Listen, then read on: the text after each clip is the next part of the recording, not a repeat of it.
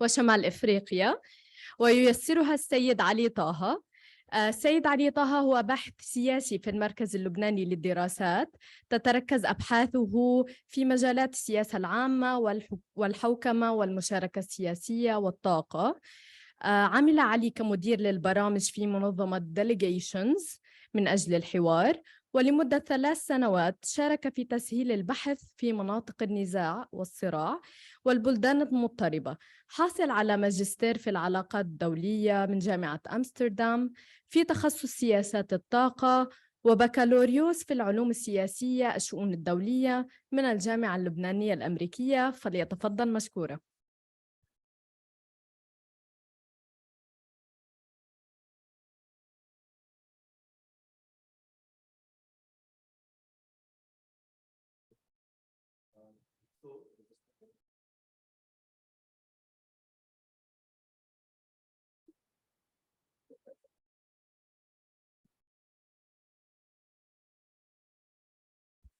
اوكي بيرفكت. بحب رحب فيكم جميعا، بتشكركم على الحضور. بداية لربما اسمحوا لي اطلب من البانلست يتوجهوا على المنصة. رح يكون معنا احمد قاروت وطارق نشناش وايضا سناء زوانات. هلو.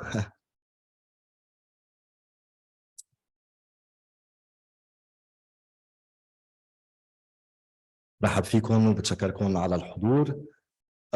بداية قبل ما نبلش بحب الفت انتباهكم انه باستطاعتكم تشغيل خاصية الترجمة الفورية. للناس اللي منضمين معنا عبر زوم يمكنكم تشغيل الخاصية في اللغتين الإنجليزية والعربية من خلال الضغط على الزر المشغل في أسفل الشاشة. أما لمن هم معنا حضوريا فيمكنكم الاستعانة بإحدى أدوات الترجمة الموجودة بالقرب من الغرفة العازلة. So I would like to notify you that simultaneous interpretation is available in both English and Arabic. You can activate it by pressing on the interpretation button in the bottom of the screen for those of you who are joining us via Zoom.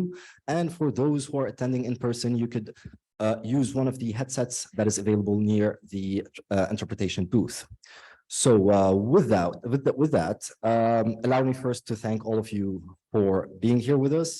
أنا رح أنتقل هلأ نكون عم نحكي باللغة العربية وبالتالي رح ننتقل للغة العربية من هلأ. بحب رحب فيكم وبتشكر LTA Transparency International الفرع المحلي في لبنان لدعوتي لتيسير هيدا الحوار. I will be speaking in English. اوكي. نعتذر على هيدا الخطأ التقني. نحن بالال سي بي اس بنشتغل على اكثر من مشروع مع ال تي اي، ودائما الشغل معهم امر بيسعدنا ونحن فخورين فيه. بالنسبه لحوارنا لهيدي السيشن عنوانه Towards Open Governments in Lebanon and the Middle East and North Africa، نحو الحكومات المفتوحة في منطقة الشرق الأوسط وشمال أفريقيا ولبنان. بهذا النقاش رح نكون عم نلقي الضوء على مفهوم الأوبن جوفرمنت بارتنرشيب أو شراكة الحكومة المفتوحة، ما هي الأسس العامة لها وما هي الأهداف، كما أنه رح نتطرق للأو جي بي بمنطقة الشرق الأوسط وشمال أفريقيا، وبعدين رح نناقش تبعات هذا الموضوع على لبنان، كيف ممكن للأو جي بي أنه يكون له أثر في الحياة السياسي والحياة العامة في لبنان. بداية أنا رح أبتدي بالتعريف عن البانلست. معنا طارق نشناش. طارق هو السينيور كوردينيتور for OGP in Africa and the Middle East. طارق هو منخرط بخلق وتعزيز البيئة الحاضنة للشفافية ومشاركة المواطنين في منطقة الشرق الأوسط وشمال أفريقيا عبر الدعم التقني والتنسيق بين المؤسسات العامة والمجتمع المدني والشركاء الدوليين.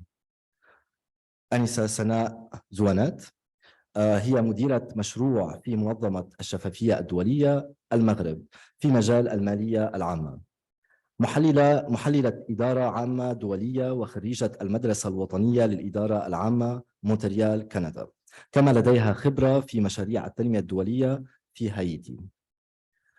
ومعنا أيضا أحمد قاروت، وهو متخصص في مجال الاتصالات وخبير في مجال عمل المجتمع المدني، لديه أكثر من 15 عاما من الخبرة في مجالات المشاركة المدنية والانتخابات وسيادة القانون والحوكمة والنشاط السيبراني. يشغل حاليا منصب مدير البرامج في المعهد الديمقراطي الوطني NDI في لبنان. وهيك فينا نبلش الحوار. رح نبلش مع طارق. طارق، إذا فيك تعرفنا أكثر على الOGP، شو هي، شو المبادئ الأساسية اللي فيها، وأيضا أهدافها. تفضل. شكرا علي. أولا أهنئ منظمة الشفافية الدولية لبنان على نجاح هذا اللقاء، وأعتبر نفسي يعني جزءا من العائلة بصفتي يعني كنت في المكتب التنفيذي لترانسبيرنسي المغرب. أعتبر كذلك بأن اللهجة المغربية أحيانا غير واضحة لباقي الإخوان في الدول العربية. هذا إذا كانت كلمة غير واضحة نترجمها أو يعني أعتذر. إذا هو إذا ما عرفش في كليكر للبرزنتيشن.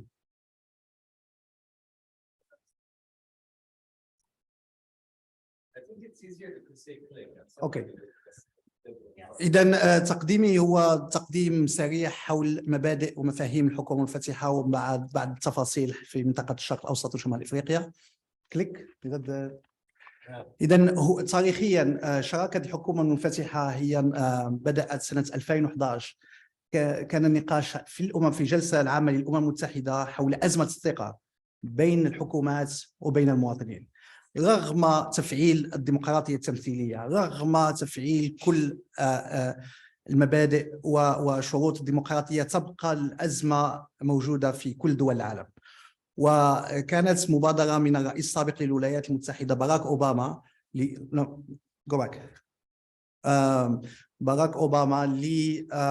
لخلق فضاءات جديدة للحوار بين الحكومات وبين المجتمع المدني.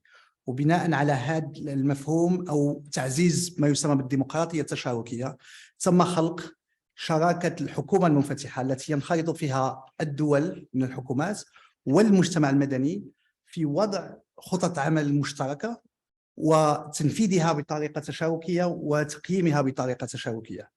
وبدأ في البداية سنة 2011 8 دول و8 جمعيات أطلقوا هذه المبادرة وطلبوا من باقي دول العالم أن ينخرطوا فيها.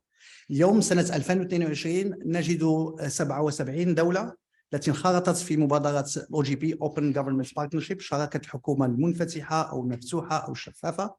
بالإضافة إلى الحكومات كذلك نتحدث على الحكومات المحلية أو البلديات أو الجماعات الترابية.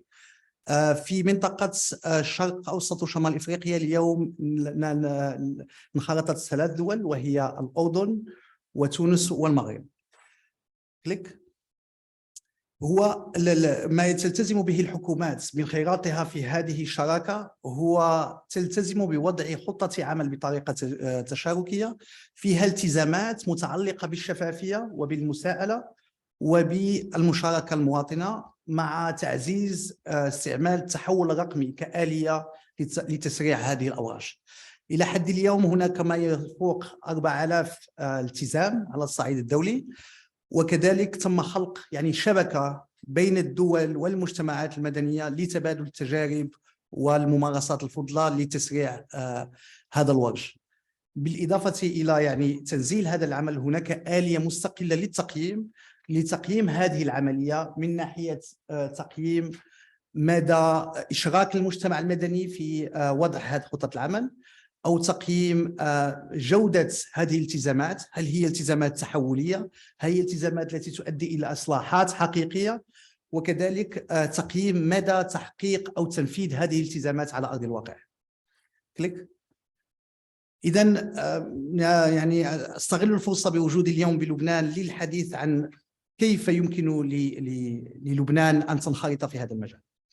إذن اليوم هذا الفضاء اللي هو شراكة الحكومة المنفتحة، هناك معايير معايير الانخراط، هناك 4 معايير، وهي متعلقة بشفافية الميزانية، معيار متعلق بالولوج إلى المعلومة، والمعيار الثالث ب asset declaration اللي هو التصريح بالممتلكات، والرابع متعلق بالحريات. وهناك يعني نظام دقيق للتنقيط تقوم به مؤسسات دولية مستقلة، تقوم بنشر مؤشرات كل دولة على حدة على مدى احترام هذه المعايير. إذا أخذنا مثال لبنان لندقق فيه كليك في مجال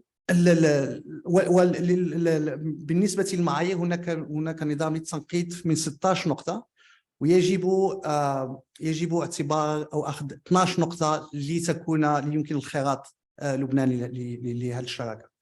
إذن اليوم لبنان لها 8 نقط من 16، يعني 50%، وتحتاج 4 نقط أخرى للانضمام بطريقة رسمية إلى الOGP. المعيار الأول وهو البادجت ترانسبيرنسي، شفافية الميزانية. اليوم لبنان لها 0 من 4 نقط، وهو بالنسبة لي أهم نقطة وأهم فرصة لانخراط لبنان للOGP. ولتحقيق ذلك على لبنان أو الحكومة اللبنانية أولا نشر الميزانية في موقع أو بطريقة مفتوحة. الثاني هو نشر التقييم أو الأوديت ريبورت حول الميزانية. نشر الميزانية يحقق نقطتين، ونشر الأوديت ريبورت يعني قطع الحساب نقطتين.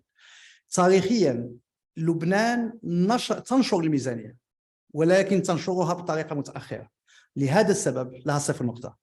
إذا احترمت يعني التوقيت المناسب يكون عندها نقطتين. تاريخيا لبنان لم تنشر في ال10 سنوات الأخيرة الأوديت ريبورت، تقرير قطع الحساب، وهذا يعني نحتاج إلى مجهود أو اجتهاد إضافي في المجال. الموضوع الثاني أو المؤشر الثاني هو الولوج المعلومة، واليوم لبنان لها قانون حق الحصول على المعلومات، لهذا السبب لها 4 نقاط من 4.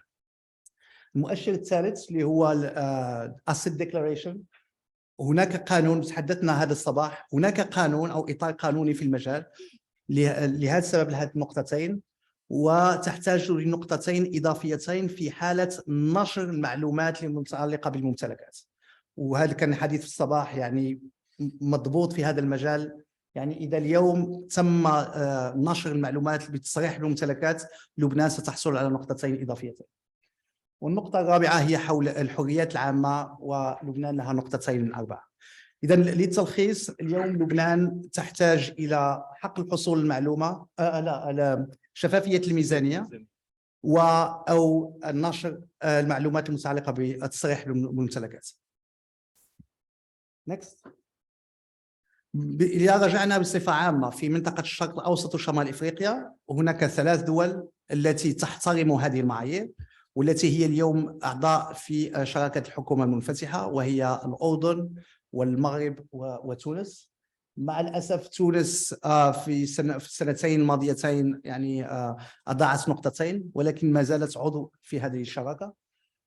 يعني المرشح أكبر يعني له حظوظ أكثر في منطقتنا مع الأسف مع الأسف على الصعيد العالمي هو لبنان.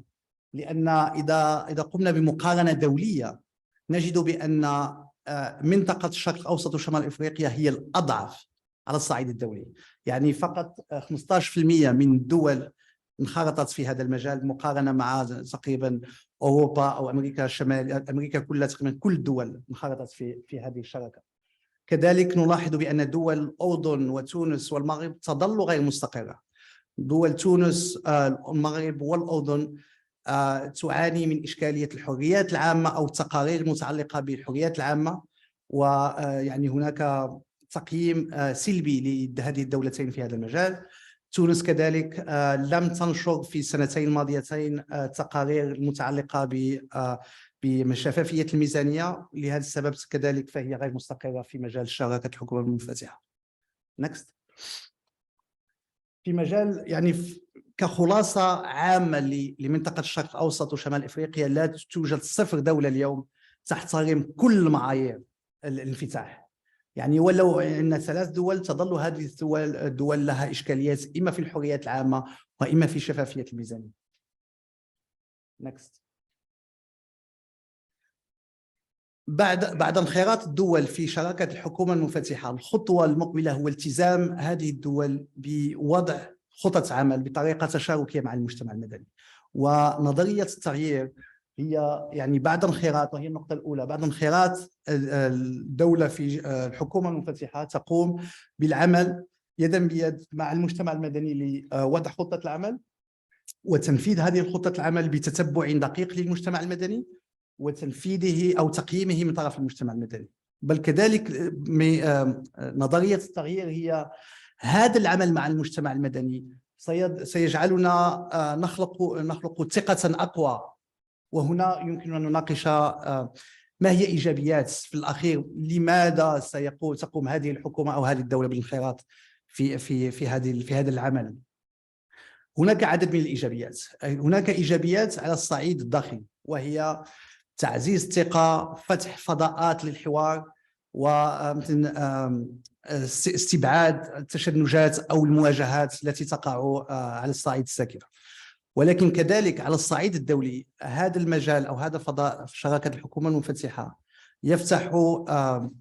يفتح الاعتراف الدولي، لأن تبقى الOGP مؤسسة دولية التي لها علاقات مع جميع المؤسسات الدولية في العالم من جهة، وكذلك لها علاقات مع المؤسسات المانحة والمؤسسات الدولية التي يمكن أن تيسر عددا من المشاريع التي يمكن أن تهتم بها الحكومات.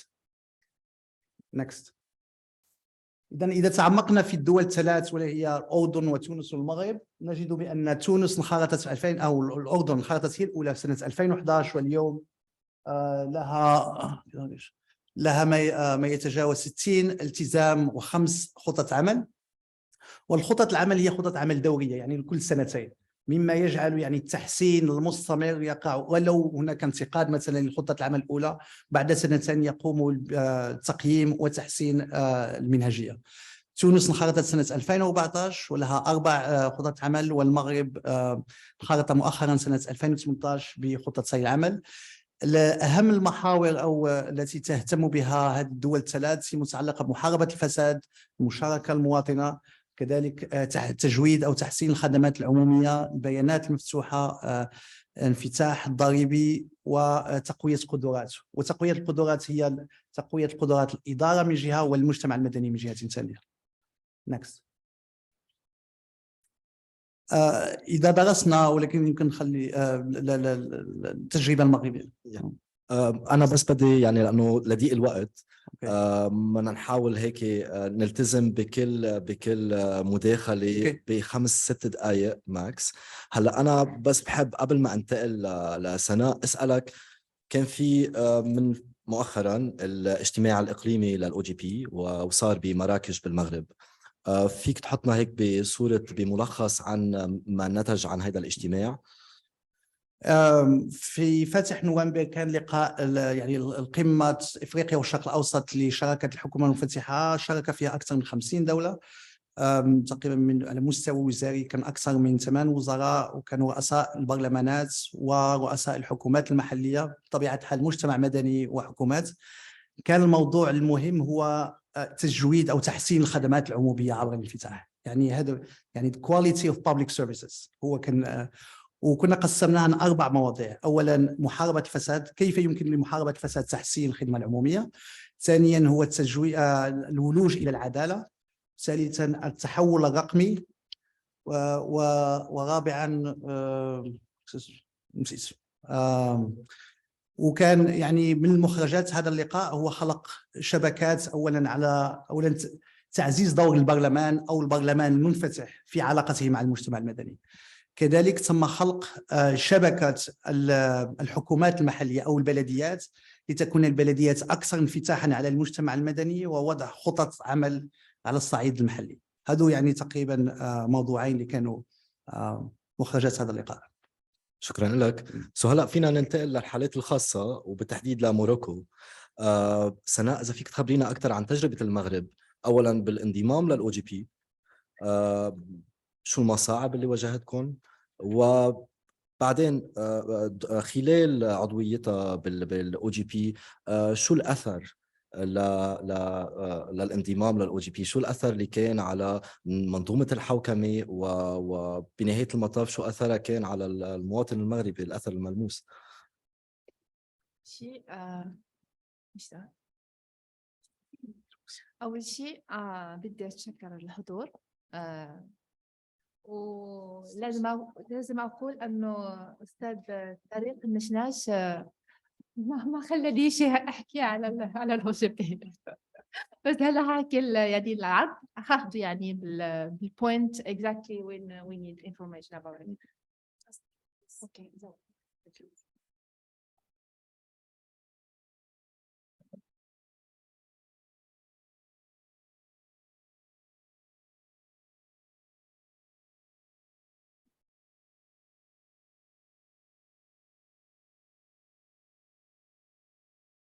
Okay.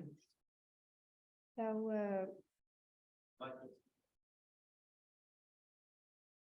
it's working. Okay. Okay. So أول شيء I'm just like looking for my ideas. Okay. So تزكية لما تقدم الأستاذ طارق كم معلومات. أنا يعني حاول أخذ نيلو جي بي بالمعرض بمنظور يعني مركز وفوكس يعني فيما يخص التزامات المعرض. كتذكير الحكومة المنفتحة دورها هو تدعيم وتعزيز الديمقراطية التشاركية، وذلك عبر تعزيز الشفافية، الحصول على المعلومات، النزاهة ومحاربة الفساد، واستغلال التكنولوجيا الحديثة. هل المحاور بأربعة هم عبارة عن إيكواسيون للإجابة على ما ورده في عرض الرئيسة فيما يخص النزاهة ومحاربة الفساد والحكومة المنفتحة يعني كحل لبعض هذه الوجوه الفساد. بالنسبة للحكومة المنفتحة، أستاذ طارق تكلم على المبادئ الأساسية، تكلم على المحاسبة، على تتبع وتلفي الالتزامات، وكذلك مشاورات والتحسيس. هذا من الأسس الرئيسية للحكومة المنفتحة. هذا من الدرجة الأولى. من الدرجة الثانية هناك مبادئ رئيسية من أجل إرساء الدعم كأسس أولية للدول من أجل الانضمام. أول شيء هناك الشفافية، مشاركة المواطنين.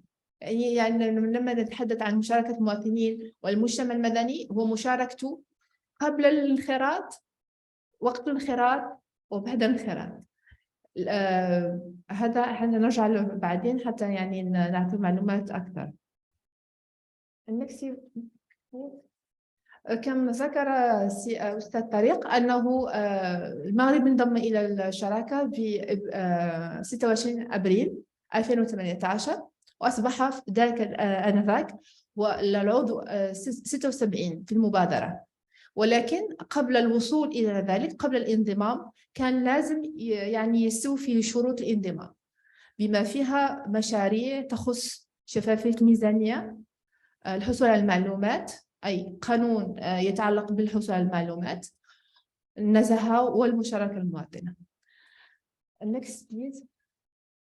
Okay, so يعني لماذا يعني الشفافية مهمة يعني كأساس مهم للحكومة المنفتحة؟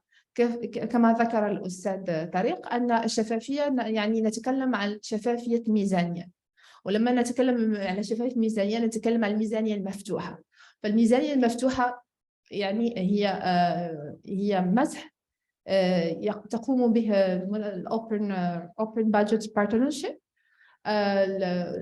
هدفها هو تقييم مدى حصول عموم المواطنين على المعلومات الميزانية، وكذلك الفرص المتاحة للمواطنين في المشاركة في مسلسل الميزانية، وكذلك فعالية مؤسسات الرقابة على ما هو مالي. بالنسبة للمغرب donc j'essaie un peu de donner un peu des idées, des informations, des معلومات حتى يعني نشوف كيف كان التطور بالنسبة للمغرب في إطار شفافية الميزانية. هذا المسح كان بسنة 2017. يعني كان المغرب يعني عنده 0 نقطة فيما يخص إشراك المواطنين فيما هو في الميزانية، يعني 0 نقطة مثل لبنان. كذلك فيما يخص تقارير المتعلقة بالميزانية، المغرب حصل على 45، يعني دائما في المستوى يعني الليميت انسوفيزون. وكذلك فيما يخص المشاركة كانت كذلك يعني ضعيفة. هذا قبل ما ينضم المغرب إلى الشراكة المنفتحة. Next please. هذا يعني آخر مسح سنة 2021، يعني بعد انضمام المغرب للحكومة المنفتحة. كان عنده المشاركة المواطنين أو المجتمع المدني 7%، 46 فيما يخص مراقبة المؤسسات الرقابة، وكذلك شفافية الميزانية فيما يخص تقارير، يعني أن الحكومة المغربية أو بالأحرى وزارة المالية عملت على نشر الحد الأقصى للتقارير المجبر أن تنشرها حسب المعايير الدولية.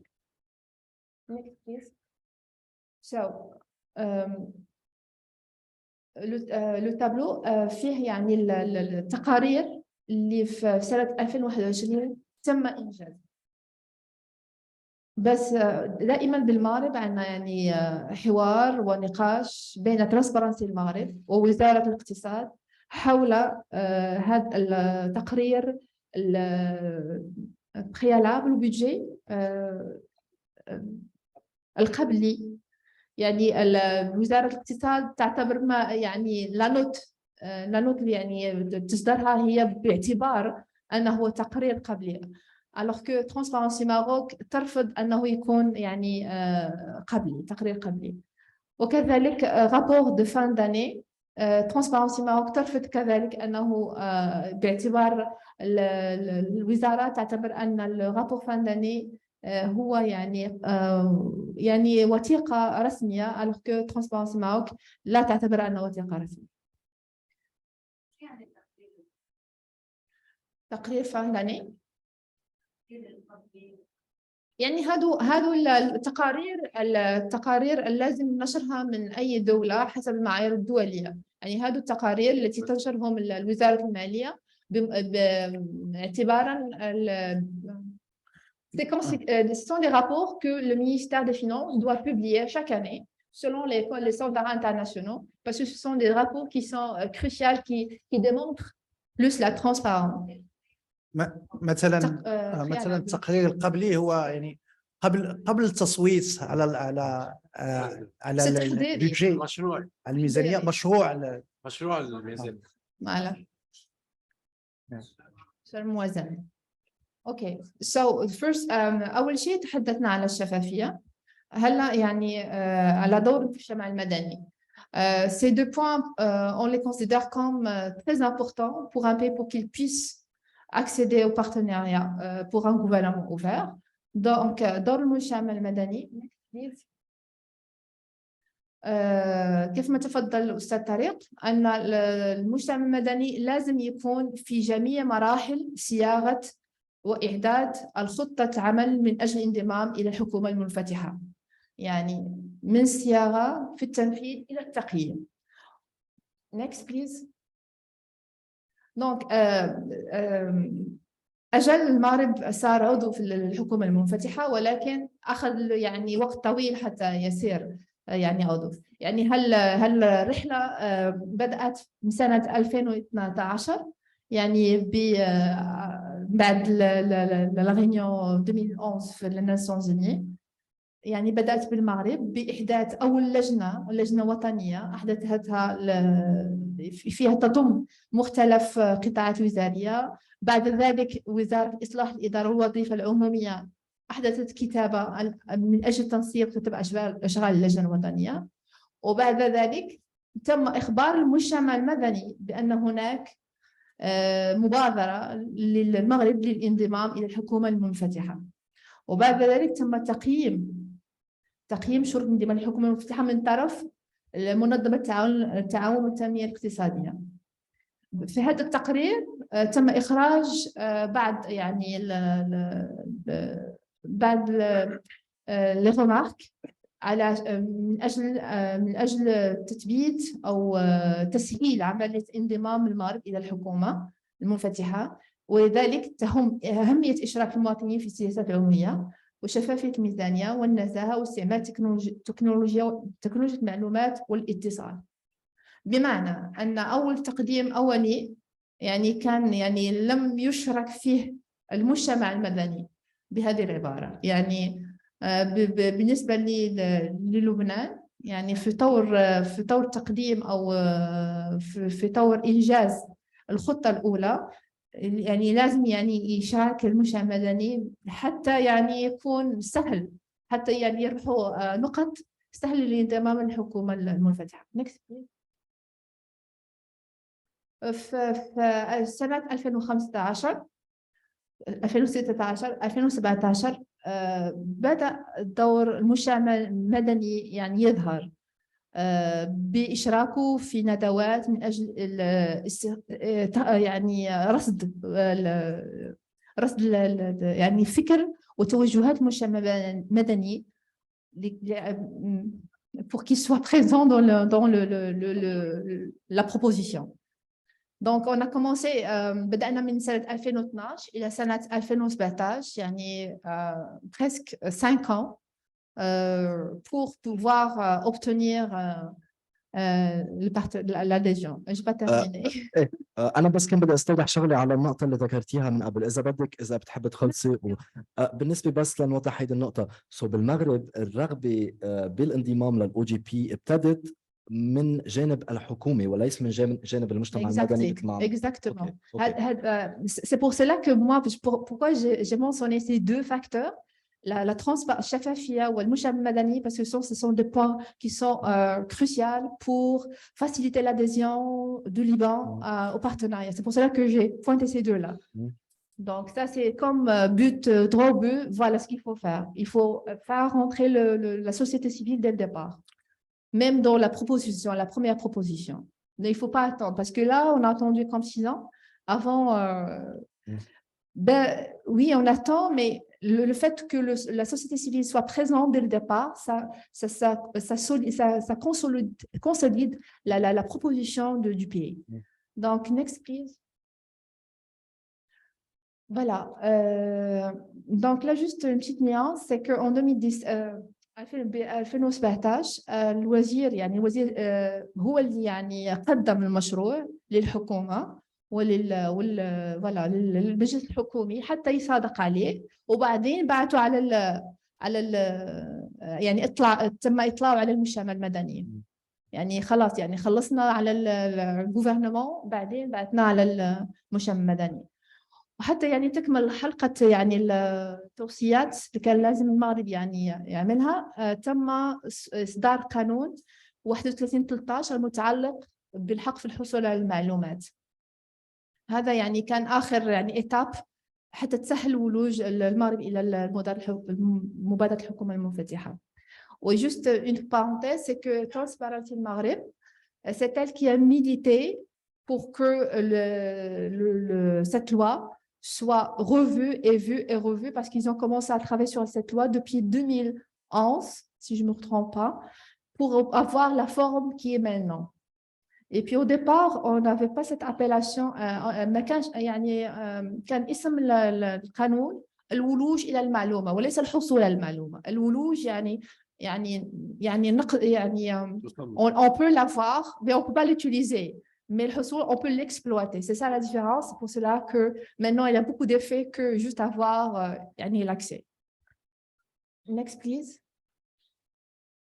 اوكي سو في اخر يعني في 2018 خرجت بالنسخه النهائيه لمخطط العمل. Next please. I know. اوكي سو هذا جست لمحه على نظام الحكامه يعني ميم لو جي بي يعني قبل لازم يعني استيفاء شروط وبعد لازم يعني استيفاء شروط اخرى فيما يحك الحوكمه او الحكامه. يعني لازم تكون لجنة إشراف، لجنة تنفيذ، والأهم في ذلك ما يتعلق بالمجتمع المدني. حتى يعني بعد الانضمام لازم يكون المجتمع المدني حاضر ولو بعد الانضمام. Next please. Okay, so maintenant le Maroc a deux plans d'action. Le premier 2018-2020, un autre 2021-2023.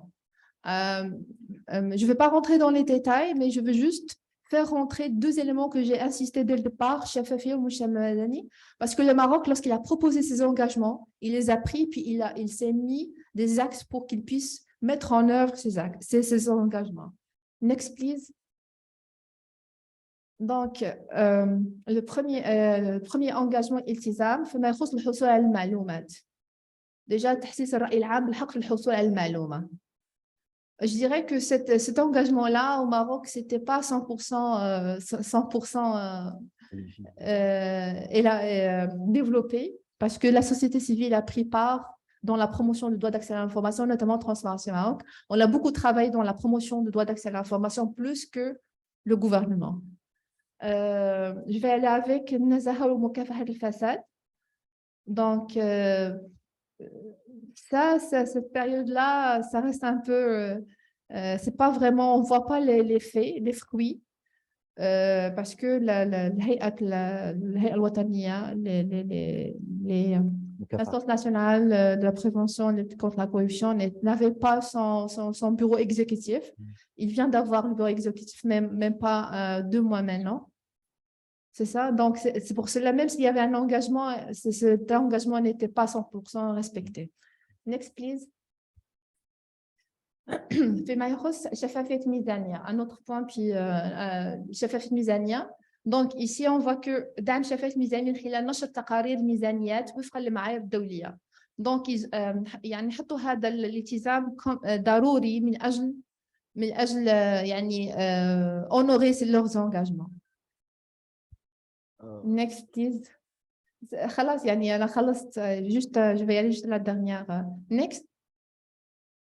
هذا يعني تم بإنجاز هذه الخطط العمل ب 84%. هذا خطط العمل الأولى. Next. Donc voilà, ça, chaque engagement avec la réalisation pendant le premier plan. Next, please. Et là, c'est très important, juste pour revenir à la société civile, parce qu'après la réalisation du premier plan, la société civile était incluse dans l'évaluation et même la préparation du deuxième plan, la co-création du plan, du deuxième plan. C'est pour cela, pour dire qu'on revient à la même chose, la transparence et la société civile, c'est deux éléments qui sont très importants, cruciaux pour pouvoir être acceptés, avoir des bonnes notes lors de l'évaluation et pour perdurer par la suite. Bon, voilà, je pense que j'ai trop parlé et puis je n'ai pas terminé. Je veux juste voir la dernière, les autres, s'il y a quelque chose. Next, please. Ça, par exemple, ce sont des لقاءات تشاورية que la société civile a maintenu après la réalisation du premier plan. Ce sont parce qu'il y avait une comité de pilotage qui suivait la réalisation du premier plan. Et Transparency Maroc faisait partie. Donc, ils ont pu avoir des réunions pour faire sortir d'autres recommandations pour le second plan d'action. Et puis ici, il y a plusieurs, à titre d'exemple, il y avait des propositions par rapport à chaque axe concernant la transparence budgétaire. بتشكرك سناء، ثانك يو، وبعتذر على ضيق الوقت يعني كنا ميرسي بوكو. بتشكرك وشكرا لاستماعكم. هلا اخذناكم بجوله بالمنطقه، رح نرجع على لبنان ونشوف كيف ممكن هيدا الكلام يتطبق عنا هون وشو اهميته. ورح يكون معنا احمد اللي رح يخبرنا اكثر شو عم بيشتغلوا هن وشركائهم بالمجتمع المدني. وهون كمان خلينا نضوي على اهميه مشاركه المجتمع المدني، لانه مثل ما كنا بنعرف وجود الاطار القانوني لحاله ما بكفي، فيها القوانين تكون موجودة وتغطي كل الجوانب المتعددة للإصلاح بالحوكمة، ولكن إذا لم تنفذ وإذا ما كان في متابعة لتنفيذ هذه القوانين ما بنكون يعني حققنا الأثر اللي هو مطلوب. أحمد، خبرنا أكثر شو عم تشتغلوا وشو مقاربتكم لهذا الموضوع. بكل سرور، شكرا. أول شيء شكرا للحضور كله وللاهتمام، وميرسي لتي اي لاب على تنظيم هالمؤتمر وهالندوة. دفنتلي موضوع الحكومة المنفتحة موضوع صعب ينحكى فيه بلبنان بوقت أزمة، بوقت ناس عندها أولويات يمكن داهمة أكثر، لأنه ببين العنوان أنه بعيد عن الأزمة المباشرة. اللي قدرنا نعمله لليوم يا ريت نقدر نوقف ونحكي شو انجزنا وشو حققنا، انما اللي قدرنا نعمله لحد اليوم من سنه تقريبا او اكثر شوي هو عرفنا لبنان وين بالنسبه للدخول للشراكه. تقسم شغلنا مع المجتمع المدني باربع محاور، هن نفس المحاور تبع شروط الدخول. فكنا عندنا شغل على الشفافيه الماليه مع LFPCP، اشتغلنا على حق الوصول للمعلومات وإذا بدنا امتحان قانون حق الوصول للمعلومات مع جمعية نحن. اشتغلنا مع LCPS على موضوع كيفية إشراك المجتمع المدني والمواطنين أكثر على القليل عملية مراقبة العمل الحكومي والحصول على المعلومات المتعلقة بالأداء الحكومي عبر الليجيسليتيف تراكر. واخيرا وليس اخرا مع ترانسبيرنسي انترناشونال لبنان عم نشتغل على موضوع الذمم الماليه والقانون الاثراء غير المشروع اللي بيتناولها بشكل مباشر. كنت ناوي اعطي فكره صغيره عن وين نحن بالنسبه للاو جي بي، بس طارق قام وفى وكفى وفر علي وقت وجهد، مشكور. بس بدي اعلق بنقطه صغيره. 8 علامات من 16 علامة، يمكن 12 علامة ممكن نحن نتحكم فيهم لأنه هن مرتبطين بغير الحريات المدنية، نحن ما فينا نتحكم فيها، هذا تقييم خارجي. إنما في عنا 6 نقاط ضايعين ممكن يكونوا على الورق سهلين، بالتطبيق صعبين، بس تقنيا منهم صعبين. يعني نشر الموازنة بوقتها هو شيء بنص عليه القانون اللبناني. القطع الحساب هو حاجة محاسباتية بالقانون اللبناني. باي مؤسسه باي شركه بتعمل قطع حساب اخر السنه بتعرف حالها ربحانه خسرانه التزمت. فاللي عم نقوله منهم امور صعبه كثير نشتغل عليها، انما للاسف الواقع السياسي والاقتصادي وهلا الازمه عم بيخلينا نحس انه هاي المواضيع هن ديلوكس يعني، وانه حقوقنا، وبالعكس هي الفاندمنتال ستابس تعملها اي مؤسسه كيف الحكومه يعني. غير المجتمع المدني كنا عندنا قناتين مفتوحين دائما، اولا مع الحكومه اللبنانيه خاصه ممثله بأمصار بمكتب مكتب الوزير لشؤون التنميه الاداريه، ومع مجلس النواب اما عبر بعض المديريات او حتى مباشره مع بعض النواب. اشركناهم عبر منظمات المجتمع المدني لحد هلا بحثنا وبسعينا للوصول للإليجيبيليتي للحكومة، شركة الحكومة المفتوحة. وطبعا نعرف انه ما بيقدر يكون الشغل بس بالقانون ولا بس بالقرار، يعني الحكومة ولا المجلس، كمان في المجتمع المدني وفي المواطن لتوصل للفرد، لازم يكونوا عم يكملوا الدائرة لنقدر نحقق إذا بدك التكامل بالرؤية، لأنه بدنا نوصل أصلا نكون لحكومة مفتوحة، وبدنا نحاسب، وبدنا نكون عم نعتبر المعايير تبع الحكومة المفتوحة شيء ريليفنت لنا. هلا بالتطبيق، وإذا هم تسمح لي أنا ما عندي برزنتيشن، أنا عندي هيك مثل أفكار بدي أتناولها مع الجميع ولنسمع يعني يمكن النصيحة يمكن الرأي، نأكد نظريتنا أو نعدلها اللي بتحبوه. ولا مرة كان القانون بلبنان، وهيدا عم بسمح لحالي نظر بالقانون هلا، بس ولا مرة كان القانون بلبنان وجوده من عدم وجوده هو المقياس إذا رح يتطبق ولا لا. شفنا قوانين مش موجودة نهائيا، أو أعراف هي صارت إلها علاقة بإدارة شؤوننا السياسية ترسخت أهم من أي قانون، حتى أهم من الدستور. وشفنا قوانين طالعة ومنفذة وموافق عليها قريبا، مثل قانون منع التدخين بالأماكن العامة مثلا، اللي هو صدر واحتفي فيه وعلى أساس طبق واختفى. يعني الفرق بين انه يكون عندنا القانون وانه نكون عم نطبقه، ما تشيلوا لنا علامات على الاكسس تو انفورميشن بس. بس هو فعلا موضوع كمان يثير القلق، لانه الهدف معنا هون نحن، انا كمواطن قبل ما اكون كموظف بالمعهد الديمقراطي الوطني، بدي اشوف نحن مش عم نعمل تيك بوكس، يعني انه والله مش الحال اخذنا العلامه، هل عم نمارس هالشيء ولا لا؟ يعني هذا هو الهاجس الاكبر بيكون عندنا دائما.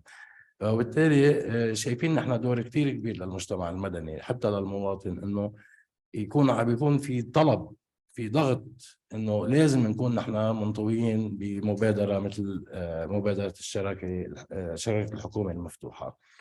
هلا ليه او جي بي مش شيء ثاني؟ مش عم نفرض نحن، الاو جي بي واحد من الادوات اللي متاحه واللي موجوده واللي ممكن تساعدنا نوصل لمستوى معين من الشفافيه والانفتاح. هلا اذا فتنا على الثيماتكس ارياز، المحاور اللي بتغطيها المبادره والاولويات اللي عم تتحدد بالاكشن بلانز اللي عم تنعمل بكل بلد، كل المواضيع اللي عم نحكي فيها اليوم بالبلد إلها علاقه. انا بشوف الاو جي بي صار حاجه، لانه يمكن هو الخطه اللي رح تجمع الديجيتال ترانسفورميشن استراتيجي بخطه مكافحه الفساد، كذا خطه او اولويه محطوطه من دون ما يكون عندها تراكر واحد عم بيقدر يحاسب وين صار التطور. يعني بدنا شيء يكون بينقاس. الاو جي بي بعتقد آلية من آليات قياس تطورك على الأولويات اللي عم بتحطها، لأنه بعتقد ما بيجيب ولا نوسيون جديدة ما عم نحكي عنها. يعني نحن عم نحكي بالتحول الرقمي، نحن عم نحكي عن الانفتاح، عم نحكي عن الحق الوصول للمعلومات، عم نحكي بكل هاي المواضيع، بس ما في خطة جامعة، خطة وطنية جامعة لكل هالمواد، لكل هالمحاور أو هالخطط. فبدهم بايندر يجمعون لحتى نقدر نحمله ونقول عملنا هيدا، لازم نطور، لازم نعدل. هيدي أهمية الاو جي بي من ناحية إذا بدك التخطيطية. ونقطة صغيرة، يعني نحن اليوم بمؤتمر عم بتنظمه جمعية أو منظمة تتعاطى الشفافية ومكافحة الفساد. الاو جي بي ما فيها كلمة فساد، ما فيها، بس كل المحاور اللي تحتها بتوقع ورايحة ان باراليل مع اليومين اللي هن لهم علاقة بالحق انك تعيش بلا فساد. وما فيك تعيش بلا فساد اذا ما في شفافية وما في وضوح وما في معيار لتحاسب ولا حتى تتبع وين حقوقك. بتشكرك أحمد. أنا عندي أسئلة كتير، بس بدي أخذ الأسئلة من الحضور، لأنه نحن بعد عنا تقريبا يعني 7 دقائق. So please تفضلي. Moving mic.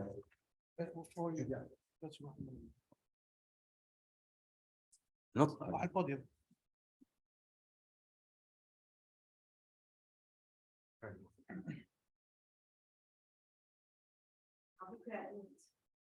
وبليز بدي اتمنى بس نحاول قد ما فينا هيك الترجمة لازم. والسؤال اللي بيتعلق بالحكومة المفتوحة هون، شو المعايير يلي بتحطوها حتى لمشاركة المجتمع المدني؟ يعني احنا بلبنان عنا كمية من الجمعيات هائلة وكلها مستعدة تشتغل كل شيء، يعني أي واحد بمجرد يجي التمويل بيحول شغله للتمويل الموجود. شو المعايير يلي بتحطوها لمشاركة المجتمع؟ منو المجتمع المدني اللي بده يجي يشارك الحكومة بالوقت يلي هو فضاء واسع وفي تنوع كبير وفي توجهات مختلفة؟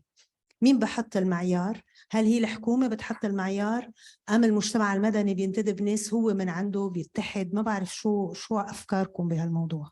بتشكرك. طارق بتحب تجاوب؟ طيب مين بده جاوب. يلا خلينا نجاوب. ماشي. هو ما في معايير لانخراط مثلا لبنان متعلقه بالمجتمع المدني. انخراط لبنان متعلق بمدى شفافيه الميزانيه ومدى شفافيه التصريح بالممتلكات، يعني واضح 6 نقط.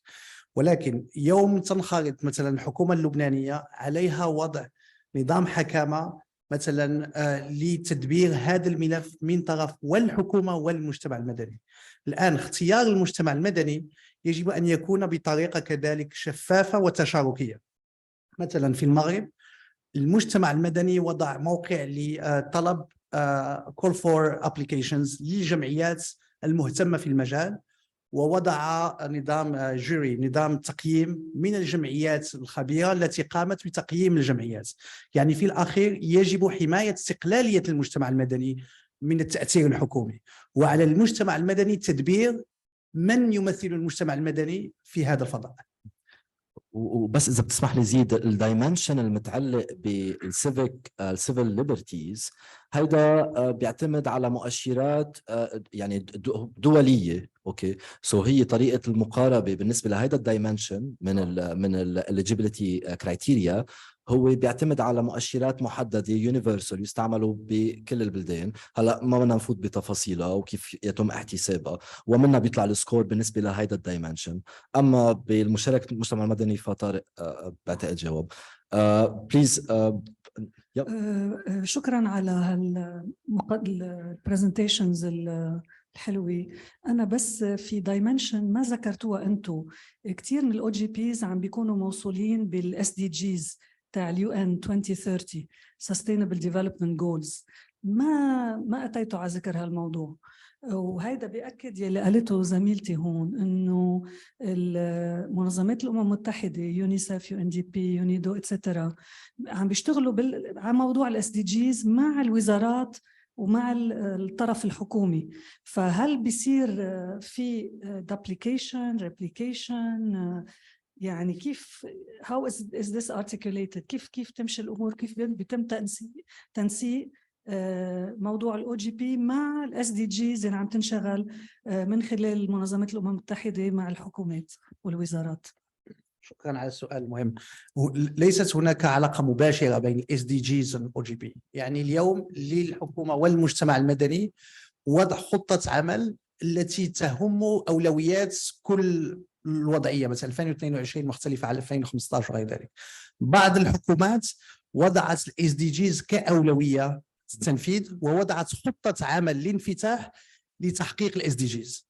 ولكن بعض الحكومات الأخرى وجدت بأن مثلا في المغرب في 2018 كانت الأولوية تنفيذ أو تحقيق قانون الحصول على المعلومة، أو تحقيق أو توعية المجتمع المدني في موضوع المشاركة المواطنة. ليست هناك علاقة يعني ضرورية بينهما، ولكن يستعمل فضاء الحكومة المنفتحة لتنفيذ أولويات الحكومات. إذا كانت الأولويات الحكومات والمجتمع المدني هي أهداف التنمية المستدامة تقوم الالتقائية في المجال.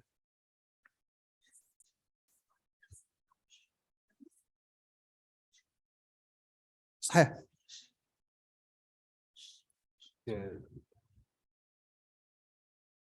إيه عفوا، هو نحن وقت نقول اس دي جيز من خلال ارتيكل 16 يلي هو بينص على ضرورة النقاط يلي الاو جي بي بيركز عليها، يلي هي اعلان المعلومات، الشفافية الى اخره. فمش انه الاولويات تتناسب مع بعضها. بس على كل حال انا يعني بقدر انه مفروض تكون الاولوية اكيد للبلد يحدد هو اولوياته. اذا كانت بتصب بالاس دي جيز ممكن، واذا لا اولويه البلد بتحددها البلد والمجتمع المدني بالبلد. للتاكيد هو هذا نظريه الاو جي بي هي اليه عمليه لتنفيذ الالتزامات، يعني تتجاوز فقط يعني وضع المؤشرات والافكار. لهذا السبب تكون اكثر عمليه من الاس دي جيز اللي هي يعني برنامج 15 سنه او مؤشرات 15 سنه. ثانك يو. معنا بسمة وبيرجع بعدين استاذ ناصر وبنختم بسؤالك. ثانك يو علي، وثانك يو للمتكلمين. بسمة عبد الخالق، وزارة المالية، معهد باسل الفليحان المالي والاقتصادي. حبيت بس أعمل مداخلة تعقيبية على مواضيع الأوبن بادجت. نحن بتعرفوا قعد لبنان تقريبا 12 سنة بلا بادجت، وهذا كان من الانديكيتورز اللي أثروا سلبا على الرانكينج العالمي للبنان. تحسنا بعام 2017 لهلا على رانكينج بالانترناشونال بادجت بارتنرشيب برانكينج السيتيزن بادجت، لأنه بعد ما تم إصدار الموازنة ابتداء من عام 2017 اشتغل المعهد والوزارة على إصدار وإعداد سيتيزن بادجت، يعني موازنة المواطن، لتسهيل قراءة وفهم أرقام الموازنة للمواطنين وللببليك انفلونسرز والسيفل سوسايتي، ليكونوا عم يعرفوا أكثر الحكومة على شو عم تنفق، وين عم بيصير في ثغرات، وين عم بيصير في هدر. فهيدي أول خطوة، وتحسن رانكينج لبنان من 3 ل 6 بال 2021 على انديكيتور سيتيزن بادجت، وهيدا التزام بوزارة المالية مكملين فيه. وبحب شير كمان إنه هيدا الشيء ما عم نعمله بشكل لوحدنا، بالعكس عم نكون عم نشارك كخبرات المعهد، عم نعطي awareness sessions على كيف استخدام السيتيزن بادجت للسيفل سوسايتي بالتعاون مع LTA وغير منظمات. وبحب كمان دعيكم تزوروا موقع معهد باسل الفليحان، لأنه هيدا السيتيزن بادجت مش بس متوفر بنسخة كشكل كتيب، ولكن متوفر بشكل interactive dashboard ممكن من خلالها تكونوا عم تعملوا access على الداتا، إن كان من خلال expenditure data أو revenue data، وتكونوا عم تعملوا الكومباريزن. فهيدي خطوة أولى لبنان. أكيد في توصيات كثيرة طلعت لوزارة المالية تكون أكثر شفافية، أكيد هيدي بتيجي ضمن الإصلاحات المالية اللي كلنا ناطرينها وكلنا يعني بنطلع لها تنهض لبنان من الكرايسيس. ثانك يو. بس حبيت تعقيب على موضوع الاوبن بادجت. لا شكرا كثير لك، وانا كمان بشجع الناس اللي بعد ما يطلعوا على the citizens budget، لانه هي بالفعل بتسهل كثير فهم الميزانيه اللي هي بالعاده هو دوكيومون كثير معقد للناس تفهمه. فبنتشكركم على هذا الجهد. بدي انتقل للاستاذ ناصر. اوكي سوري بعتذر. يا جو هاد. شي مرحبا وميرسي كتير على هذا اللقاء اللي كتير حلو. بس كمان الأرقام شوي استغربناهم، يعني 4/4 بحق الوصول للمعلومات، ونحن لهلأ القانون من 2017 ولكن لليوم لم يطبق بكل معنى الكلمة، حتى البلديات ما عندها إياه، يعني ما بتعرف تطبقه، فالأرقام شوي مستغربينها. ولكن السؤال لأنه صار في غلط، ما بعرف مغالطات لإلي. حكينا عن مشاركة المجتمع المدني وحكينا عن حرية التعبير كأرقام، فنحن هون في لغط كتير كبير، لأن حرية التعبير نعرف بلبنان موجودة، ولكن المشاركة فعالة. وكيف بتقيموا المشاركة؟ إذا هي مشاركة مش حرية، يعني في فرق بيناتهم. وإذا مشاركة حقيقية بتقيموها بس إنه عملنا لقاءات مع أمصار، قعدنا على طاولة وحدة شاركناهم بالآخر رجعوا عملوا القانون اللي هن بيناسبهم، أو في مشاركة حقيقية؟ هل يا ترى اليوم صار في قوانين لمشاركة المجتمع المدني، يعني من أونن المشاركة؟ هيدا الشيء ممكن يكون عنده علامة وبتساعد أكتر تيكون المجتمع المدني مش فقط إنه إحنا عم نشاركه وعم نحطه على الطاولة باجتماعاتنا، ولكن نطلب من مجلس النيابة نلتقى معهم. مرات كتير ما بيقعدوا معنا وما بياخدوا حتى بملاحظاتنا. لوين يعني خلينا نروح أكتر من إنه تشيك ليست عملنا قانون وخلص. مثل ما قالت 12 سنة بلا موازنة، اليوم إذا عم نعرض الميزانية ولكن كلها أخطاء فوق 100% أخطاء، مش يعني نحن شفافين وعنا موازنة وكل هون.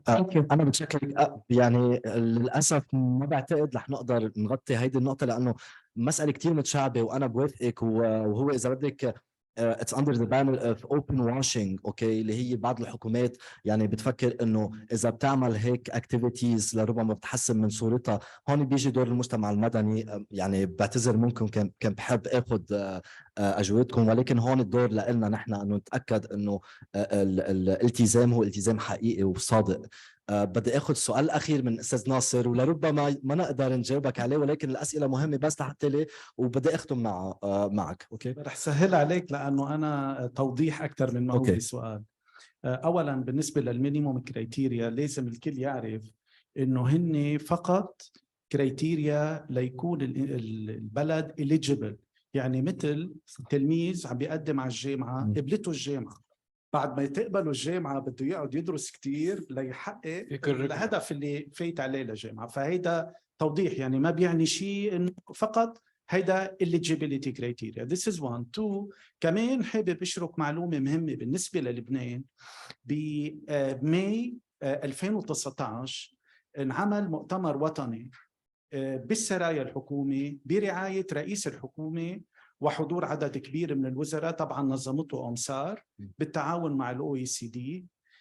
أعلن فيه لبنان بالصيغة اللي موجودة، يعني بين رئيس الحكومة يلي مثلوا نائب رئيس الحكومة ووزير التنمية الإدارية، التزامهم بمبادئ الأوبن جوفرمنت. ولأنه ما كنا قادرين to meet the minimum criteria يلي كانت موجودة بوقتها، أعلنا التزامنا بالOECD recommendations for open government يلي هن عمليا أعلى من المينيموم كريتيريا، يعني معيار مهم. وكان بالفعل في بلبنان مجموعة من البرامج بوقتها كلها بتصب باتجاه دفش لبنان ويكون في خطة وطنية كتير جيدة بموضوع الأوبن جوفرمنت، ولكن كلنا بنعرف شو صار بأكتوبر 2019 والانهيار اللي لحق. حبيت بس اشرك هالمعلومة. شكرا كثير. تفاعل سريع. هو في مشكلة، في مغالطة في الترجمة. هي مش شراكة الحكومة المفتوحة، هي شراكة الحكومات المهتمة بالانفتاح إذا دققنا الترجمة. مع هيدا التوضيح الأخير أنا بدي أختم. بتشكركم كثير لحضوركم ولاستماعكم لنا. إن شاء الله نكون هيك قدمنا الكونسبت الOGP بشكل كافي. شكرا. Thank you.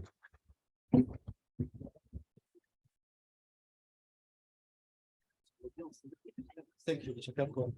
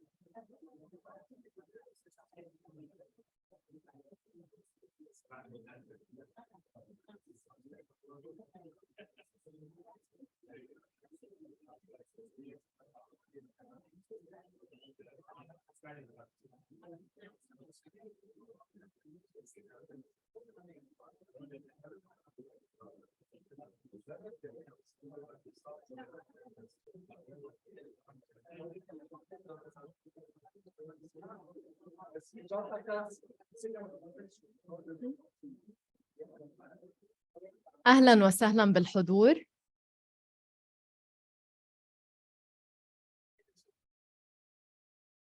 إذا بالإمكان إنه نبدأ الجلسة هلأ.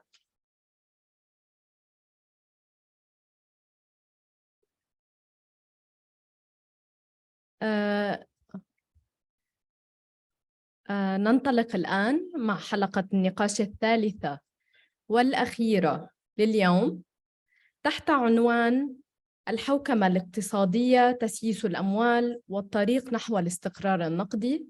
سوف نبدأ هذه الجلسة مع مداخلة من السيد مانويل بيرينو.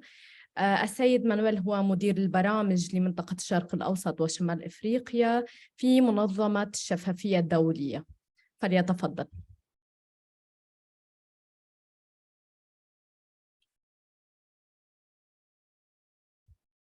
Good afternoon. Good afternoon, everybody. Sorry for switching to English. I do speak some Arabic, but I don't want to torture with that. So I'll spare you. I just want to thank everyone for being here today, and I'll be very, very brief. I want to also extend our thanks to the donor for this project, the German Development Corporation and the German Federal Foreign Office, the Auswärtiges Amt, for providing the funding for allowing us to be here and discuss these very, very important topics, confront our opinions, get to know each other a bit better, develop cooperations, strike partnerships, renew old friendships, and create new ones. Again, I'll be brief. That is, I am done. And I give now the floor to the panelists because I can't wait to hear what they have to say. And I do even have a question which I will try to ask in Arabic. No, in English, but later. Thanks, everyone.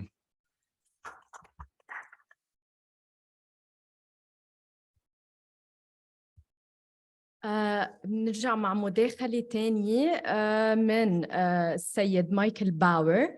السيد مايكل باور هو مسؤول مكتب KAS في لبنان، فليتفضل.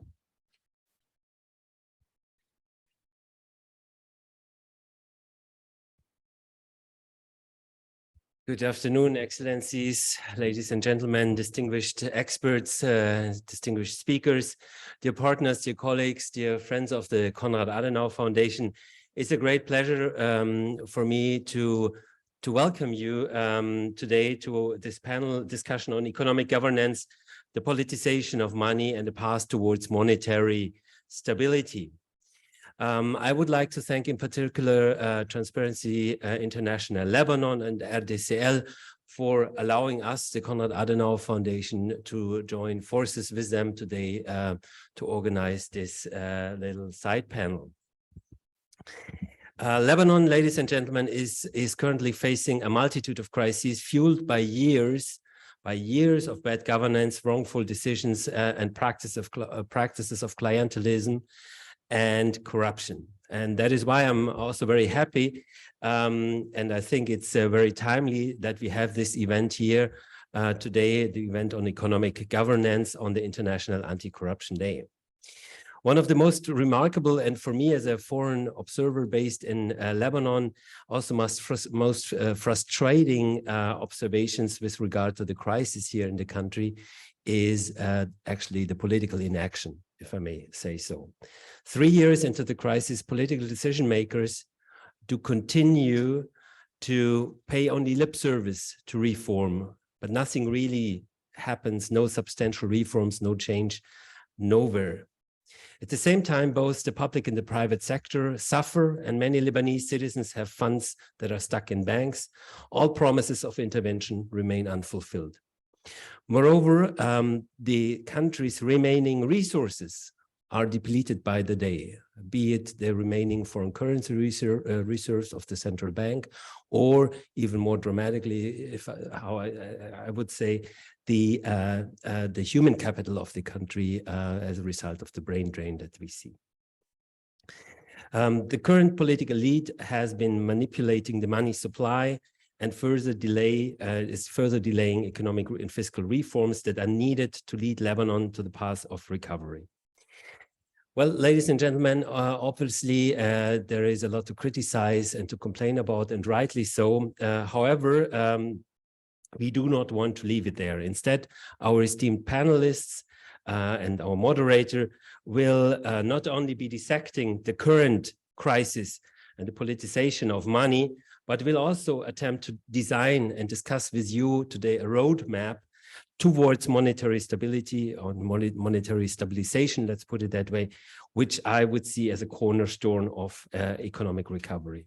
And so I would like to take the opportunity to welcome and thank our panelists, Ms. Alia Mubayat, who will join us via Zoom, Mr. Nasser Saidi also on Zoom, Mr. Nasib Hobril, who will join us here on the panel, Mr. Roy Badaro, and of course, last but not least, also our moderator and senior economist, Jean Taville, whose policy paper, 3 Lost Years, is also available on the CAS Lebanon's website.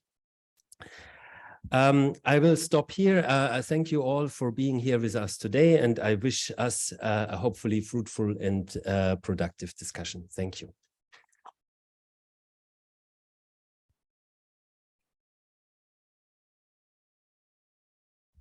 والآن نستكمل مع مداخلة ثالثة من الدكتور مصباح مجذوب رئيس منظمة الشفافية الدولية لبنان، فليتفضل.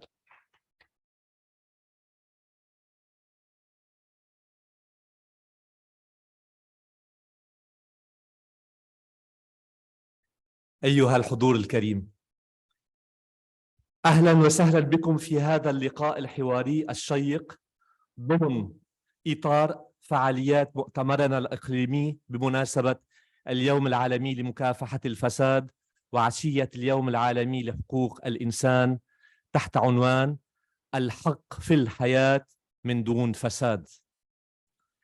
حملة اللولار، شايفين عملات هون، عملة العمايل، حملة اللولار، عملة العمايل هي محاولة لتسجيل موقف واضح ضد أكبر عملية احتيال مالية في تاريخ لبنان الذي يعيش أزمة اجتماعية اقتصادية حادة غير مسبوقة في قطاعاته المختلفة، لا سيما قطاعه المصرفي منذ عام 2019، مما ساهم في تراجع درجته ب6 نقاط على مؤشر مدركات الفساد لعام 2021 مقارنة بعام 2012، والتي بلغت 24 على 100، وهي أدنى درجة يحققها لبنان على المؤشر تاريخيا بترتيب 154 من أصل 180 بلد.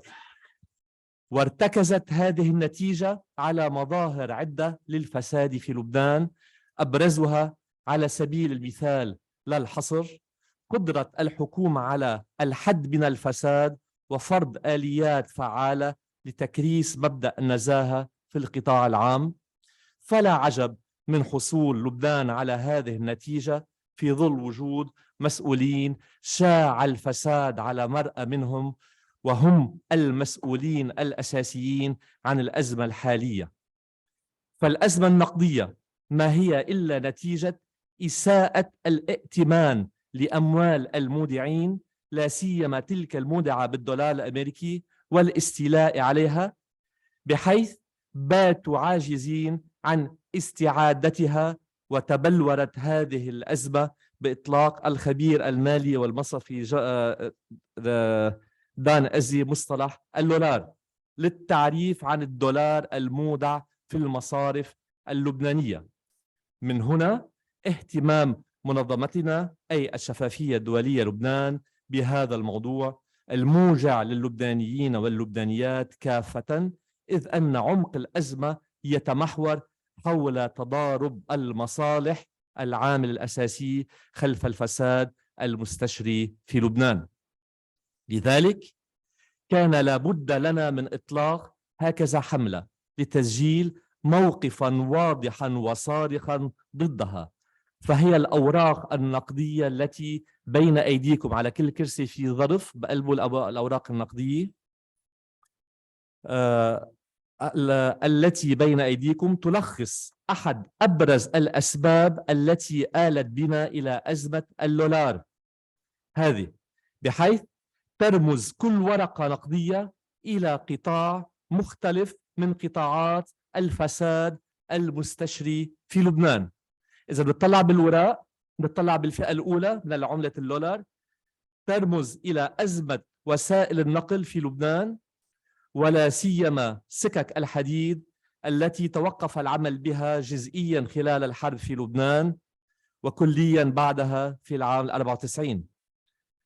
أما فئة $5 إذا تطلعوا فيها فترمز إلى الأزمة الحادة التي ضربت قطاع المحروقات في لبنان. أما فئة $10 تجسد الأزمة البيئية التي طالت لبنان ببره وبحره نتيجة جبال النفايات التي تكدست في شوارع العاصمة بيروت. أما الفئة الرابعة $20 فهي ترمز إلى أزمة الحرائق التي اندلعت في أكثر من مكان في بلاد الأرز من الجنوب إلى الشمال. فئة $50 فهي ثمن الفساد في إدارة قطاع الطاقة التي أغرقت لبنان في الظلام الدامس.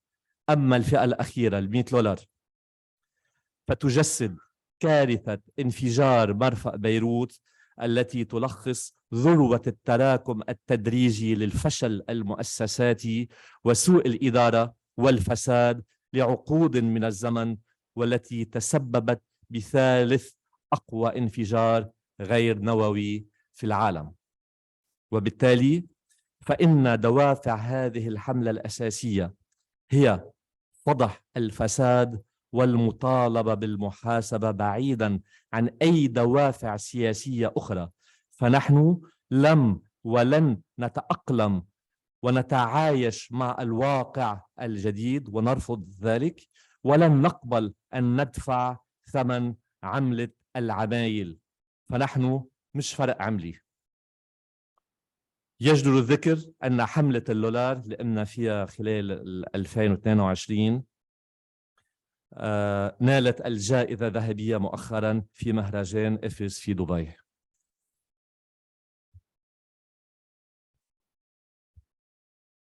شكرا لحضوركم، وشكر خاص للزملاء في تجمع رجال وسيدات الأعمال اللبنانيين RDCL. أتمنى لكم نقاشات مثمرة. تفضل. مصريتنا ما اختفوا. مصريتنا ما اختفوا. اللولار مش هي عملت عملية 16 دولار كله لسه بتعمل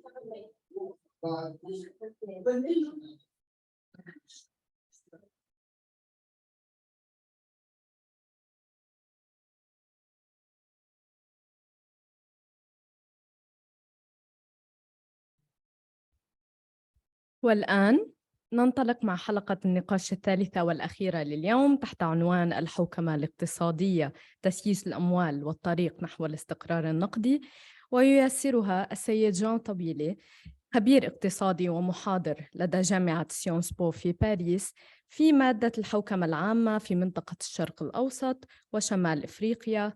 ضمن أمور أخرى، جان عضو مجلس إدارة تجمع رجال وسيدات الأعمال اللبنانيين RDCL والجمعية اللبنانية لحقوق المكلفين آلدك، بالإضافة إلى كونه مستشار سابق لوزير الاقتصاد والتجارة في لبنان من 2014 حتى 2017.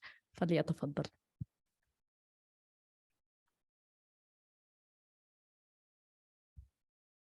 Hello everyone.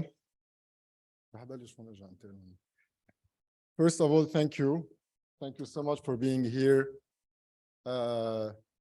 at the Hotel Jeffinar Rotana, and for those who are online with us, knowing that there is the World Cup quarterfinal and Brazil is playing, but despite this, we decided to be here, so thank you. At the end of October, Le Figaro magazine, the French newspaper, they published an article, and the title of the article was "Lebanon is a lab for to better understand France. And to be very honest, I was a bit offended. Lebanon being the crisis and the financial and the monetary crisis in Lebanon being the third worst crisis in the past since the mid-19th century. We did a lot to get this achievement. And as well, if we look at the latest World Bank report regarding the food security, and we look at the food inflation, we can see that Lebanon is ranked number 2 worldwide. And we have outpassed and outranked Venezuela. Remember, in the beginning of the crisis in 2019, we were always saying, we really hope that we won't, or eventually not go to the Venezuelan scenario. Well, we did as well much better than them. So yes, I felt offended because Lebanon is a lab to better understand the world, not just France. Today, the world is concerned about global inflation. And we can see how all the central banks are doing everything to make sure that the independence of the monetary policy is untouched. After years and years of ultra-loose fiscal and monetary policies, today the central banks in the world, they have a huge balance sheet. And the biggest risk is not to be able to, well, their bigger risk is to lose this independence of the monetary policy that they have. And if we look at the news and we really understand the message that they are trying to send, there is a big, strong message not to touch the independence of the monetary policy. Why? Because what would be the alternative? The alternative is to use the monetary policy as an economic policy tool for very short-term political objectives. So knowing that, everything is being done to allow fiscal discipline and not allow the politicization of money. We will be talking about the politicization of money, which is the concept that I have written in the article that was published by Konrad Adenauer, and thank you so much, Konrad Adenauer, for this continuous support for Lebanon and for the people of Lebanon. By the way, there is the QR code that you can scan outside for those who would like to have access to the article. So we have introduced the concept of the politicization of money, showing how the monetary policy is being used and abused in order to achieve very short-term political objectives. And this is what happened in Lebanon. So yes, they are aware of the risk. And today, Lebanon should be really a case study for the world. And we will be covering this subject today with our distinguished guests and speakers, Dr. Nasser Saidi, who will be online with us, Dr. Ray Badaro, موجود معنا هون. في عنا كمان عليا مبيض, she will be online with us. And finally, Dr. Nasib Ghobril, who will be here. We will be dividing the discussion into 2 parts. The first part, we'll be talking about the politicization of money, the current monetary crisis, really to understand it. However, the second part, which is really the most important part, is what is the way towards a better economic good governance in the monetary system in Lebanon and the path towards monetary stabilization.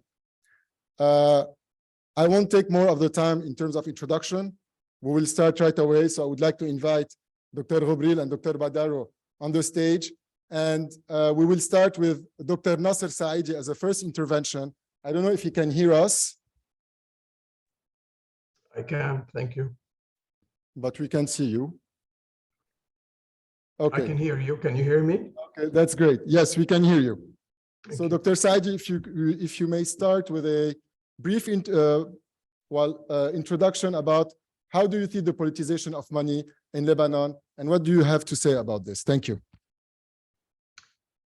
First, I'd like to thank Transparency International and RDCL for organizing this and inviting me to be with you. Before I get into what's been mentioned as the politicization of money or monetary policy, I want to come back to this issue of economic governance and why it is important. What do we mean by it at the end of the day? It's critically important because if you fail in economic governance, as Lebanon has critically failed, then the very foundations of the economy are threatened, and that's what we are living. We are now into the 4th year of crisis in Lebanon. We've moved from being what was perhaps described before the crisis as being a fragile state into now being a failed state. The classical definition of a failed state is one in which the state can no longer or does no longer provide basic services, and there is no respect for law. And the failure of institutions and law is why nations fail. And we need to remind ourselves, I think this was mentioned a bit earlier, that there are major pillars of governance. They are accountability, transparency, disclosure, and integrity of the people responsible for economic governance. And to come back to where we should be heading, we need to remember that there are the major actors in charge of economic governance. There are the usual executive, that is government. There is the legislative, i.e. parliament, and there is the judicial system, to which we need to add the 4th estate, which is the press and media, and I would venture the 5th estate, which is civil society and the private sector. What we've had in Lebanon is a failure of all of those to ensure governance, economic governance, which is why we have a polycrisis, not a single crisis or multiple crises, it's a polycrisis.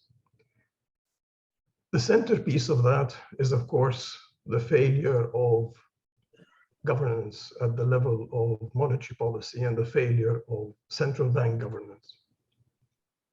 The central bank, through its policies, created what is the biggest Ponzi scheme in history.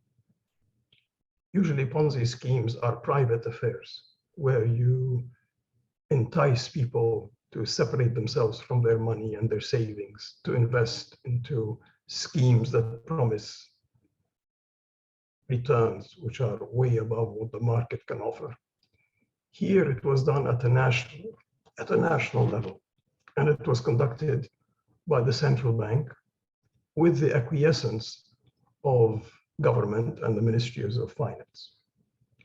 The result of this, and this is where we get into the politicization of monetary policy, is that you have 3 interlinked balance sheets today because of this Ponzi scheme. There is a failure in terms of commercial banks, a crisis at the level of commercial banks' balance sheets. There is a big gap in the balance sheet of the central bank. And of course, the 3rd balance sheet is that of government. These have become interlinked because the central bank borrowed from the banks effectively to protect a heavily overvalued pound, not really to finance government as has been stated. It is to defend the Lebanese pound. All the so-called financial engineering and other borrowing from the banks at extraordinary rates effectively was to defend the pound, and that has failed. The banks, of course, are directly responsible because they did not fulfill their fiduciary duties towards depositors, and they failed in their own risk management and governance and lent over 75% of their assets to the central bank, which contravenes all Basel rules and requirements, which means that the Banking Control Commission also failed in its duty to safeguard the soundness and stability of the banking and financial system. So what we have is a failure of the major institutions. And so when we look forward as to what sort of reforms, we have to address all of them and not one of them. The central one will be, of course, the central bank, and I'll come back to that later on in our discussion. But I also want to state two things. Namely, as we all know, there have been discussions with the IMF ongoing since April 2020. They could have been concluded back then, and a stabilization program could have been put in place that would have saved us from the crisis we are now living. This was sabotaged by many actors. We can get into that.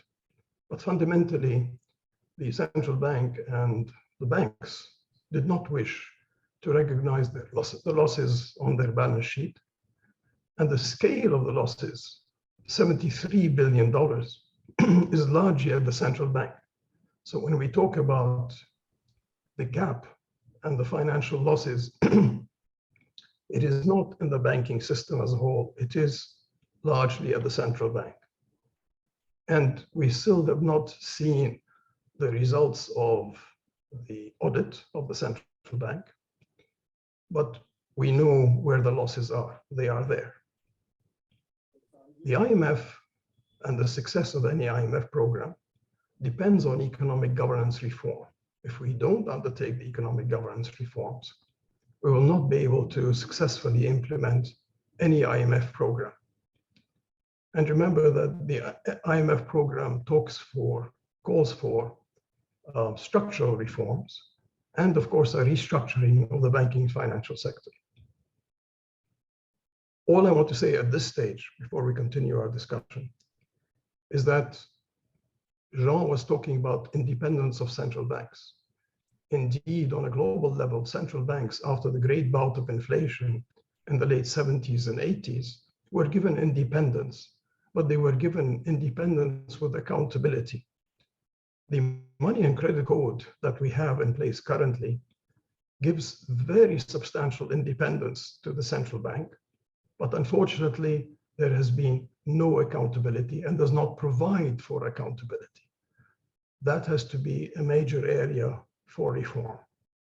There have been abuse of powers and the mandate, resulting in the biggest financial crisis in economic history that we know of.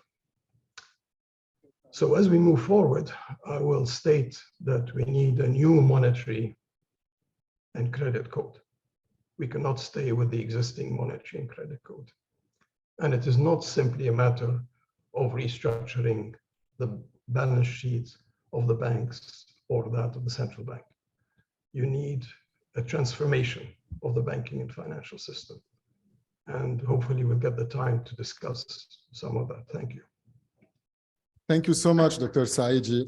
Obviously, we'll be tackling those very important points, especially on the second part regarding the accountability and better governance in the monetary system. Now I'll pass the floor to Dr. Badaro. Dr. Badaro, in the latest report from the World Bank, there was a small quote that I'm going to read. Lebanon's post-civil war development model has been characterized by strong interlinkages between the fiscal, monetary, and financial sectors, which was partly tackled by Dr. Saidi, rendering one overly dependent on the other, and in the end, leading to a systemic failure. Can we have your insight about this? Thank you. Yes. Sorry.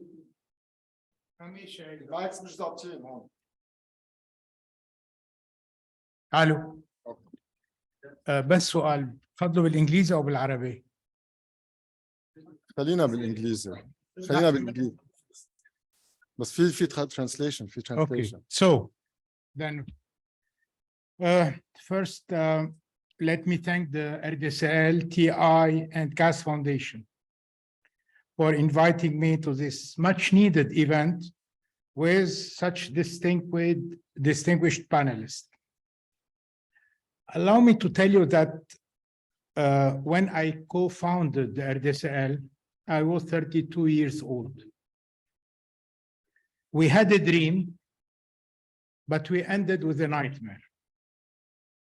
We are partly responsible of that. We are partly responsible as Lebanese citizens.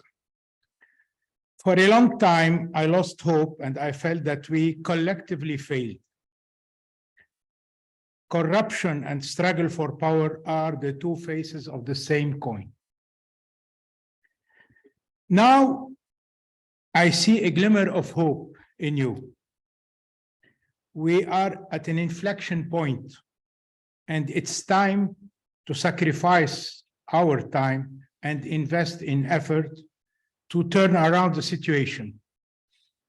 We are inches close to fulfill our dream, inches. So thank you again, and keep confronting the forces of evil, even the ones that are close to you. وفهمكم كفاية. The institutional framework of the financial sector and the BDL, I don't want to add on what Nasser said, but we have probably the same way of thinking. So first of all, let's define who are the players in the financial sector. BDL and its official and unofficial affiliates, be them banking or non-banking, especially media. Second, the MOF, Ministry of Finance. Third, the bank and the banks, plus the Association of Banks, which is a different game also, especially when they elect their board. Nasib, don't be upset. The exchange houses, not on the board, an arm of the BDL, the exchange houses, these are arms of the BDL for some banks and bank managers, Sarrafin, the insurance sector, the Beirut Stock Exchange, other financial intermediaries. All of these 7 categories, they are in the same bed. They are in the same bed. So,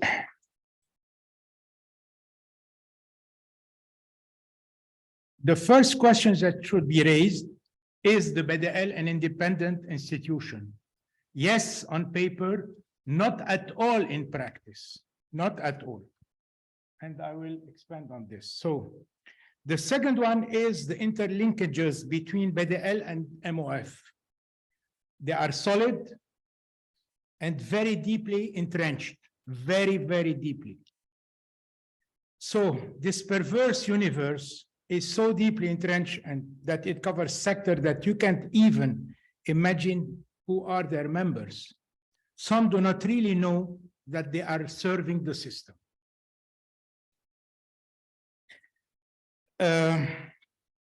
بدي احكي بس عن monetary policy, the past. The original sin, يعني وقت تقوله, when you say that like in this short movie, إنه سرقونا, no. In fact, we lost the BDL starting in November 1997, when they pegged the Lebanese pound to the dollar. We lost $35 billion. So we spent them, but we spent them at the expense of our future. نحن صرفنا على حساب مستقبلنا. So we were misled by the bad management of the BDL and the Ministry of Finance, the prime ministers, the ministers, and the parliamentarians who approved all budgets. So this is what I call the original sin. It's not the original sin, the one of by some economist, Barry H. Green or other. This is our original sin. Second, we went into the debt intolerance. We shouldn't be able to manage or to borrow this amount in the Euro bonds by the Ministry of Finance, then loaned to the BDL. These interlinkages are really serving, even the PEG, they were serving the political class, not only the Lebanese one, the Lebanese, the Syrian, and some foreign. So we finance through our savings, we finance other countries. And this is really serious.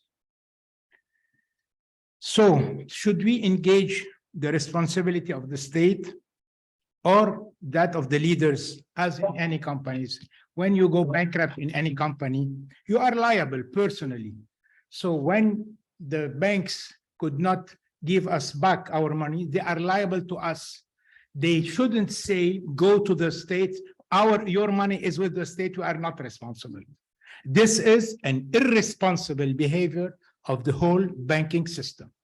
And they know that, but they want to hide it.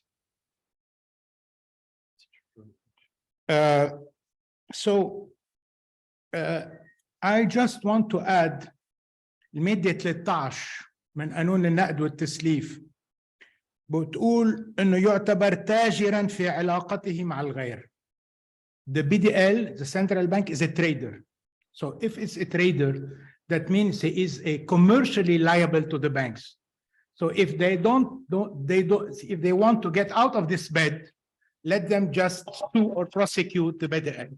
They have the right with the Article 13. But they won't do it because they are still in the same bed. Okay, I have to finish off. So my question is about what type of governance, what could be the future? The future is in the governance of the BDL. The BDL governance is toxic. Toxic for the banks, toxic for the depositors, and toxic for the country. So it's the galaxy, the universe of the BDL, direct or indirect. It should be reviewed in terms of the pillars of the governments. That means transparency, accountability, etc.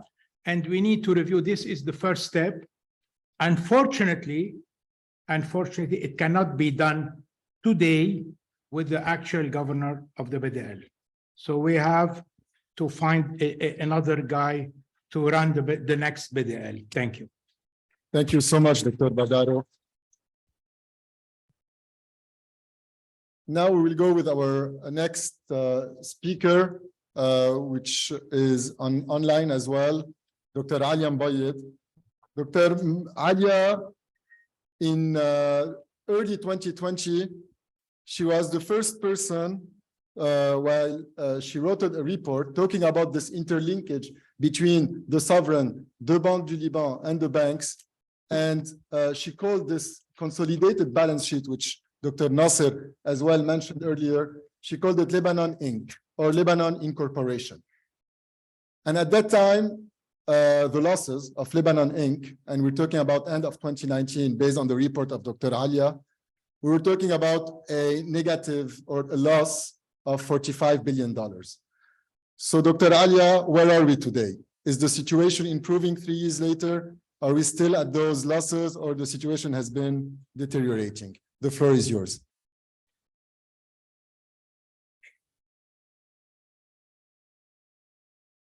We can't hear you.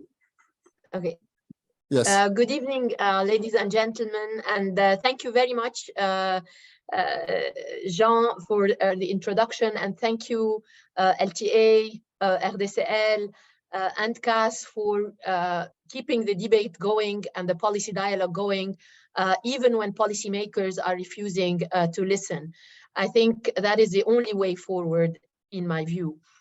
I also want to thank you for picking the topic of economic governance, because unfortunately,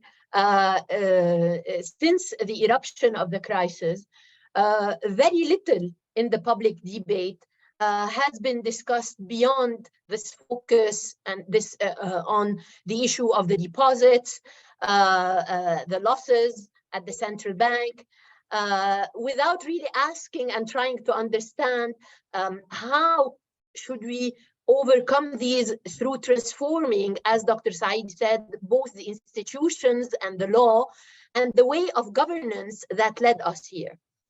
I think it is, for me as a citizen, but also as an economist working in emerging markets, I think Lebanon's unfolding crisis is a textbook example of epic failure in economic governance. Of course, we need to put this failure in the broader context of the entrenched weak governance and weak institution that the Lebanese state unfortunately has been suffering through since after the end of the war.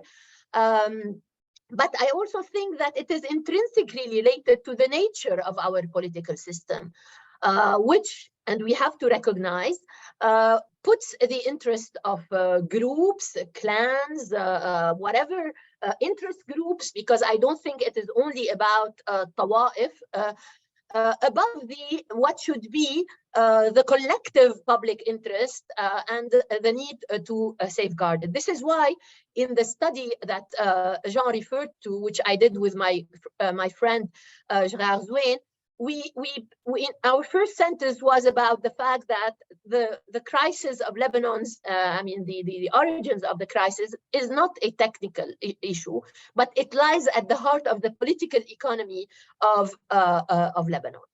But I think today what I would like very quickly to talk about is that this failure of economic governance, we need to try and understand it as a society in two phases.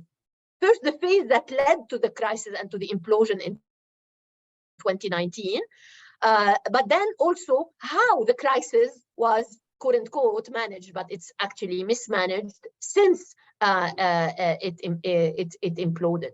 So over the last 3 years, I think it is very clear that until 2019, the failure of economic governance manifests itself in the sustained large twin deficits for more than a decade, particularly after 2010, both current account and fiscal deficit.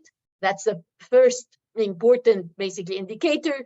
The second is, as Dr. Saidi said, the accumulation of large quasi-fiscal deficits at the central bank, driven by these untransparent links between the central bank and the government on the one hand, but more importantly, the central bank and the banking system on the other hand.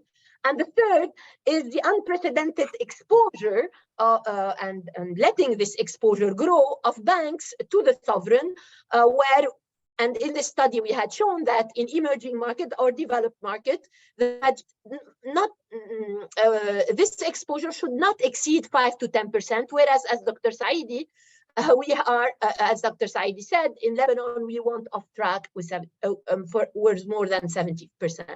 So fundamentally, we have these failures from a long time ago.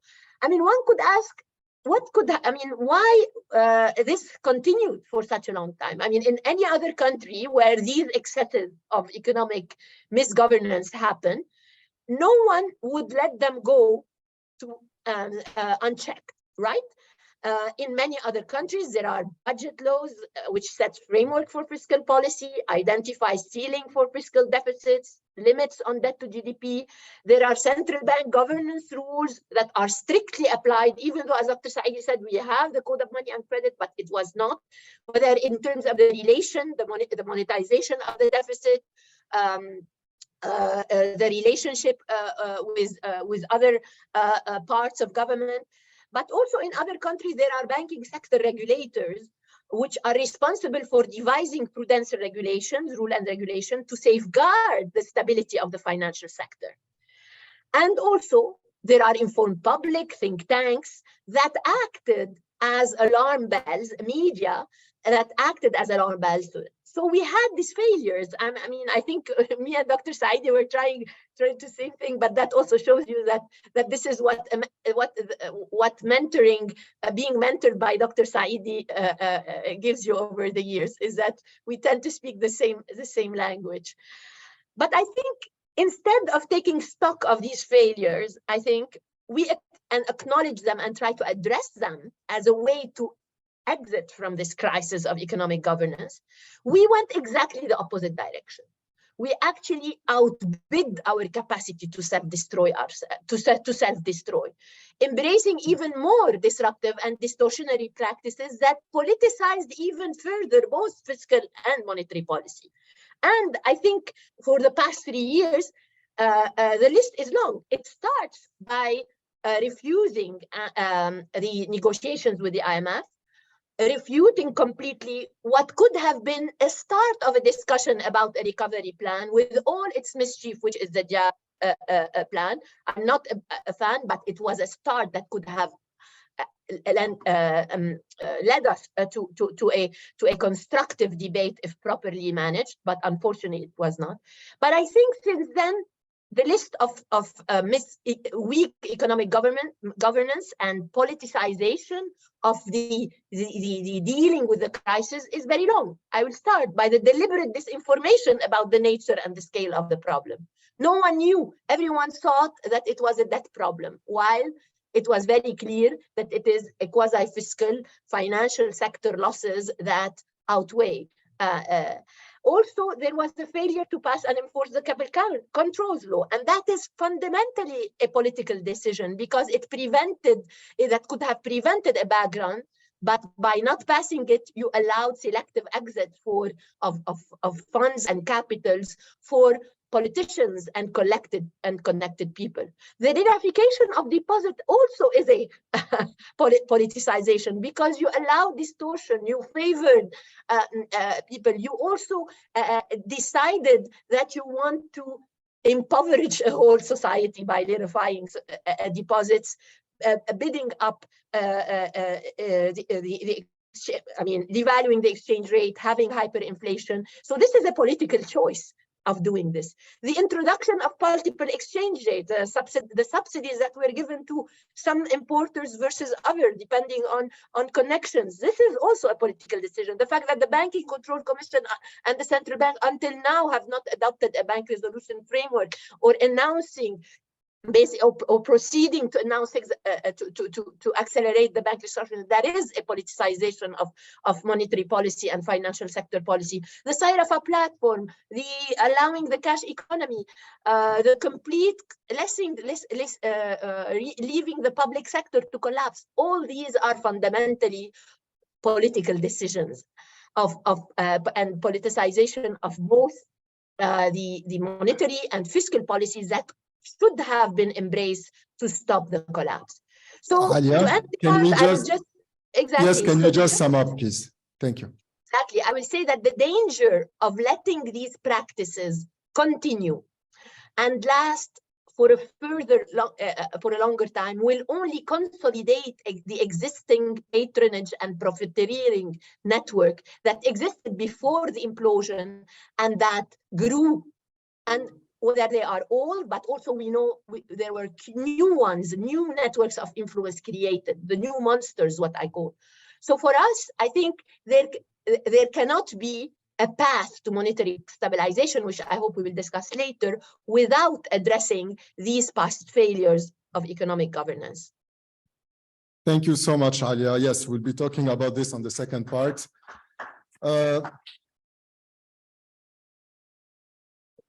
Now, it's all on Dr. Ghobril. Usually, everyone they like to يفشوا خلقهم على Dr. Ghobril. However, my question for Dr. Nassib is the following: why the banks couldn't stop this politicization of money? We know that the chairman of Byblos Bank, François Bessil, he did try it. And we've seen the politicians, or more specifically, one politician who went easier. Went into legal path with on whatever decision he was taking as the head of the ABL. However, since then, nothing has been done. And the banks had to play the game. And I think that everyone would like to understand why. Why couldn't they really stand and be the fer de lance in this battle to stop politicizing the money? Thank you, Jean, for the invitation and for Transparency International and CAS and RDCL for this panel. I have to start by saying there are very severe interlinkages today between this panel and the first half of the Brazil-Croatia game. That's a major concern right now. Okay. You know, limiting or narrowing the roots of the crisis to technical issues has been a dominant narrative since mid-2019, way before October 2019. And that's deliberate, I think, you know, talking about the central bank or the banks or the peg or not the peg. It's all legitimate, but that misses completely the point. There is a serious governance problem, but not at this level, not at the technical level. The serious governance problem is reflected in the governance indicators of the World Bank Institute that shows that 90% of governments around the world are more efficient than Lebanese governments. 85% of countries around the world implement their laws better than Lebanon implement its laws. 81% of countries around the world have a regulatory quality that favors economic activity better than Lebanon does. 67% of countries have better voice and accountability than Lebanon. 90% of countries have a control of corruption more efficiently than Lebanon. And 92% have more political stability than Lebanon does. Also, the Heritage Foundation shows that 79% of countries have more efficient judiciary systems than Lebanon does. And the World Economic Forum and the Fraser Institute agree that 70% of countries have judiciary systems that are more independent than Lebanon's judiciary system. This is the real root of the crisis. And so far, more than 3 years after the crisis, there is no consensus on the roots of the crisis. And I have to say, thankfully, there is no consensus on how to get out of the crisis, because the narrative that has dominated is purely technical issues and losses and distribution of losses. This is not the solution to the problem. This is not how we're going to regain confidence. This is not how we're going to get capital inflows. The root of the problem and the root of the solution is the answer to one question: what identity do we need for the Lebanese economy? Do we need separation of powers, respect of the constitution, respect of deadlines, implementing laws, strengthening the judiciary of the independence and respecting the independence of judiciary, implementing laws, fighting tax evasion, reducing the size of the parallel markets, stopping smuggling across the border, stopping and penalizing tax evasion and customs evasion, and having the central state making decisions on national defense. The rest is technical issues that can be solved on their own once these major governance issues are resolved. And that's why what we see at the technical level is a reflection of this lack of governance at the wider level, at the national and political level. The question of the peg and not the peg, this is a choice. Balance sheets of central banks have expanded during the global financial crisis to help economies, and they have expanded again in the corona crisis also to help economies. And now we're seeing central banks raising interest rates around the world to contain inflation. So central banks have a role to play. They're autonomous, but they're not independent. There is a very big difference between the two, because there is some sort of coordination between monetary and fiscal policies. While there is no fiscal policy in Lebanon, there has been a monetary policy of fighting inflation very successfully. Since between 1997 and 2019, the inflation rate was 3.5%. No, sorry, 3%. There is a cost for this. There is also a cost for not pegging the currency. There's a cost for everything. The central bank around the world are paying the cost now of supporting their economies during Corona. Now the economies, and now they're reversing, they're raising interest rates. So we can debate as much as we want the cost of the peg and the positive side of having an inflation rate of 3% around the world, and asking people, what do you prefer? an inflation rate of 3% or a free floating currency with current inflation rate. We can continue debating this as long as we want. That's not the issue. There is a need for governance at the central bank level, definitely. But to be fair, the Central Bank of Lebanon, Banque de Liban, is the most transparent public institution in the country. It publishes statistics, figures, a balance sheet that needs to be much more detailed. But give me one public institution that publishes anything. That's, you have to compare what exists elsewhere. It is more transparent than most private companies in Lebanon who don't publish anything. So we can look at the governance of the central bank, and there is definitely a need for governance at the central bank. But we have to compare where is the lack of transparency elsewhere. There is much needs to be done. The monetary policy of the central bank needs to be more communicative. There needs to be explanation of why decisions are taken and total transparency in these decisions, which we've seen in other emerging markets, not necessarily advanced economy. And I was comparing today before coming here, the balance sheet of the central bank of the UAE and the balance sheet of our central bank here. And it's amazing how transparent they are. They have breakdowns of their net foreign reserves. And we don't even know what's the situation of the, for example, of the IMF contribution to the central bank a year ago, the special drawing rights. We can replace the governor of the central bank or not. His term expires in July. That's not the issue. As long as governance at the national level is missing, it doesn't matter.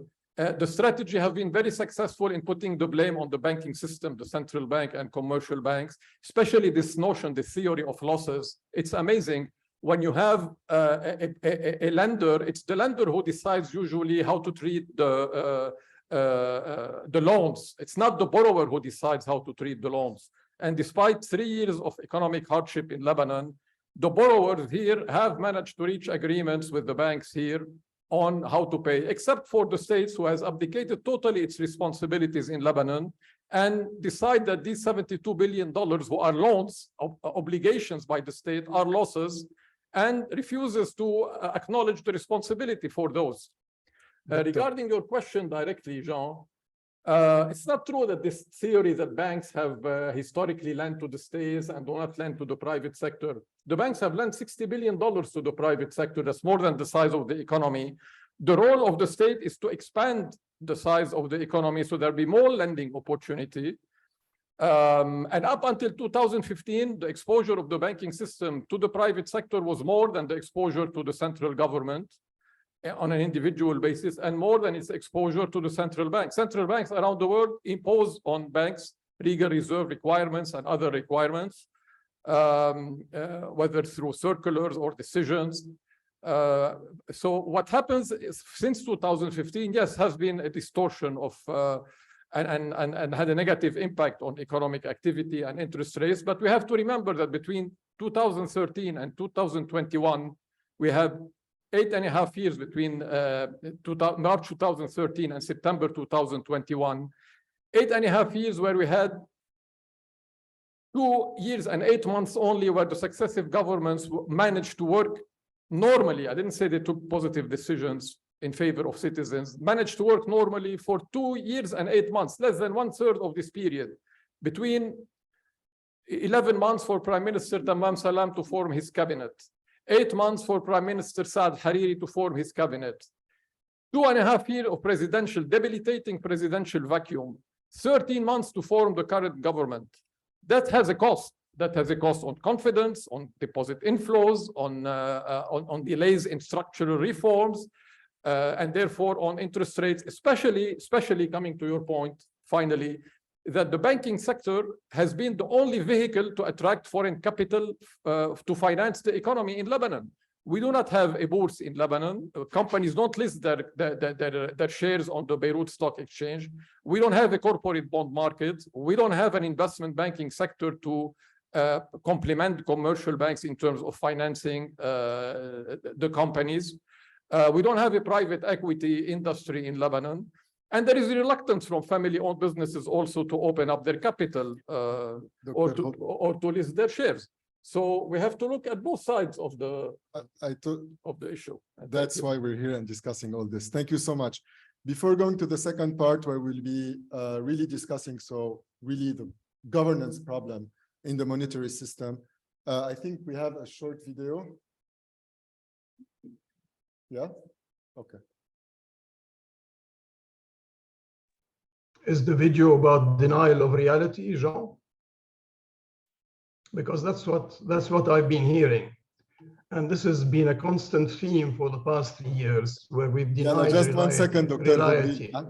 We've denied, just a second, please. Right, I know, but let's hope that this video is about the reality, which we're trying to deny. As I said, John, there is one narrative that has been dominating for 3 years, and it's about to end.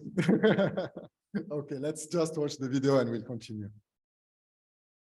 هيدي ال5 دولار ثمن تركيبات البنزين بلبنان. أزمة بنزين تأزمت.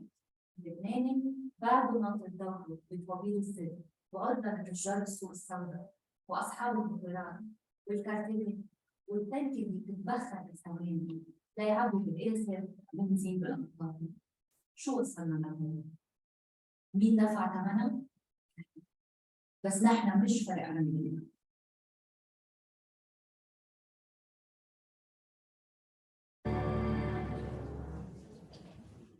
بعد في واحدة.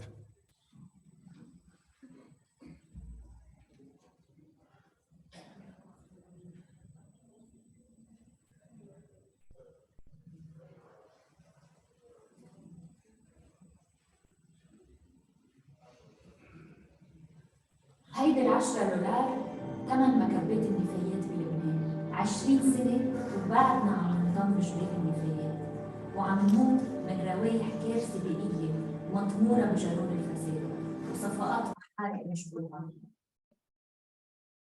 والسبب ومين دفع ثمنها؟ نحن. بس نحن مش فارق عننا.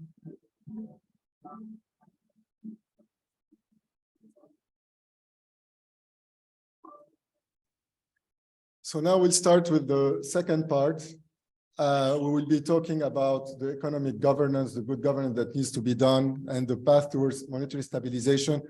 I would like to ask for the 4 speakers to try to limit their intervention to 5 minutes, because we really would love to have some interaction with the audience here and online. Of course, there are a lot of questions, and it's really important to be able to listen to this and to give as much as we can answers to those questions. So I'll start with Dr. Saidi. Can you hear us? Sure. We're now entering into the reform aspect. Yes, please, if we can focus on the economic governance and what needs to be done on the governance side. I just want to point as an economist, and I don't have any affiliations, that what happened in Lebanon and what's happening in Lebanon is fundamentally a monetary crisis. Okay, we all know what the corruption levels and everything else is. It is not to lend to government, as is clear in the money and credit code. So when we look at, let's get into reforms, and let me state exactly what I think. The first one is that you have to have a clear separation of monetary and fiscal policy, which we have not had. There have been quasi-fiscal deficits financed by the central bank, financing SMEs, startups, housing, and a whole bunch of other things. All that financing and monetary financing of deficits has to stop. Number 2, you need a clear separation of monetary policy from the capital markets. The fact is that the central bank was also preventing the capital markets from developing. The CMA established a law that was meant to encourage the capital markets from developing, but you have a clear contradiction and conflict of policy between developing the financial sector, i.e. equity and debt markets and all the rest, and running monetary policy. This was prevented by having the same person responsible for the central bank and also presiding over the CMA. So if you want to move forward, one of the fundamental things is to have independence of several institutions: the BDL, the Capital Market Authority, the Banking Control Commission, the Higher Banking Council, all these institutions need to be separate and cannot be controlled by the central bank, which they are at the moment. Once you do that, you start going towards reform. The separation of monetary policy and debt policy is critical. The reason why we got into a debt crisis is that the central bank was also administering debt and administering interest rates.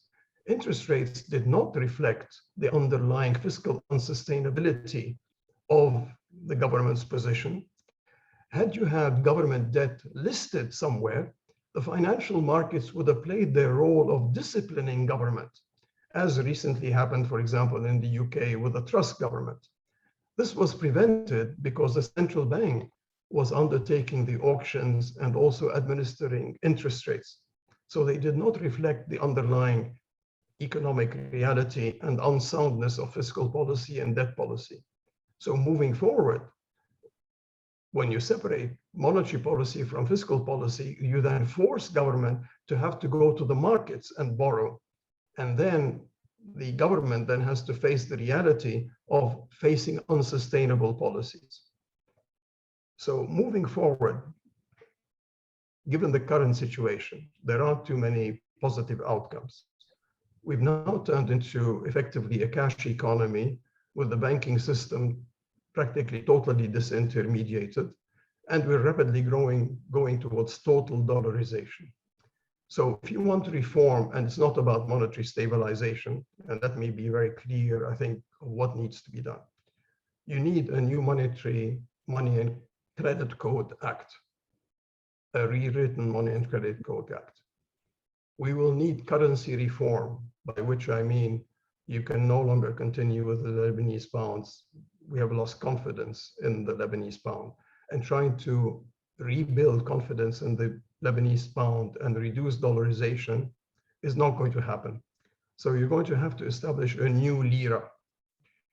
In order to establish a new lira, people will have to have confidence in the value of that lira in the future, which will require fiscal reform. You also have to have a new central bank. My proposal would be the following. You need a restructuring, number one, of the banking sector. That means respecting the hierarchy of claims. It has to start with a recapitalization of the banks and the bail-in by the banks and their shareholders.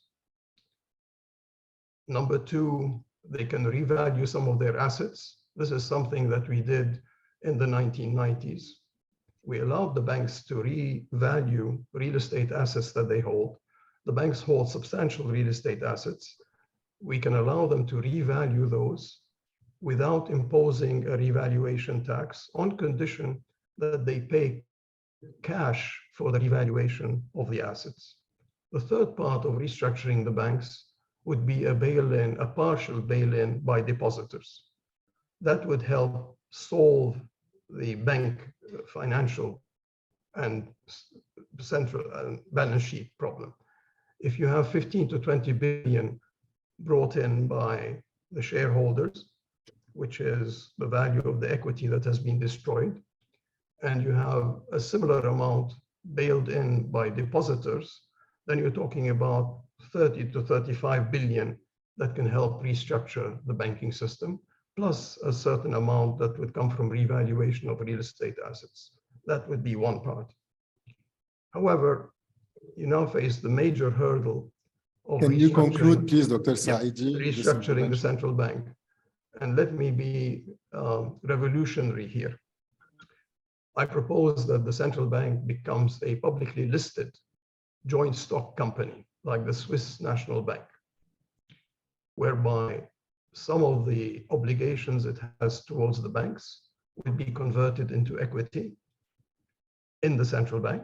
It's publicly listed. The Swiss National Bank is publicly listed, but there's a complete separation for the conduct of monetary policy from the ownership of the central bank, which would be majority owned by the state. I would say 70%, 65 to 70% owned by the Lebanese government. The balance would be owned by banks and the public, and the depositors at the banks would be allowed to use their deposits to buy shares in the central bank. The third part of overall restructuring would be to create a national wealth fund whereby you would put in all the state-owned assets, state-owned enterprises, Middle East, casino, and all the rest, telecoms, water, public lands, which have commercial value, all of that would be independently managed, like as you would have as you have now in Singapore by Temasek. And then you would allow depositors and others to invest in bonds issued by that national wealth fund that would be responsible for efficiently managing state-owned assets. So the three-part restructuring. Now, what I've talked about is really dreaming. I don't believe anything like that will happen. But if you want a solution, that is a potential solution. If not, you're going to end up with a highly dollarized, totally dollarized economy, which means that the only way forward is to have a currency board. No monetary policy, no independent monetary policy, and you just have a currency board like you have in Hong Kong and others. So that's the outcome. Otherwise, you're going to continue with the losses, and it's going to take Lebanon 15 to 20 years minimum to recover. Remember that you've lost 65% of your real GDP, and any way of restructuring is going to take you at least 15 to 20 years. That is the reality. And it's not a matter of technical issues. It is a reality that we have arrived to. Thank you. Thank you, Dr. Said. Roy?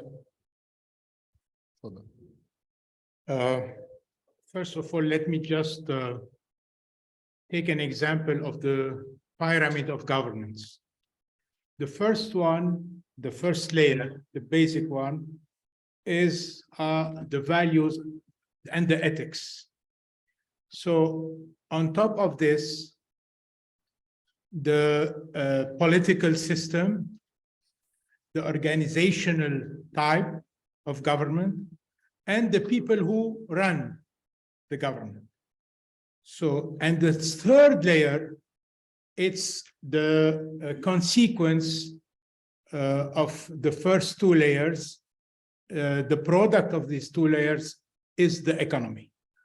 So if we don't have a rule of law with the ethics, no way, whatever the system of governance, whatever the independence, it's bullshit.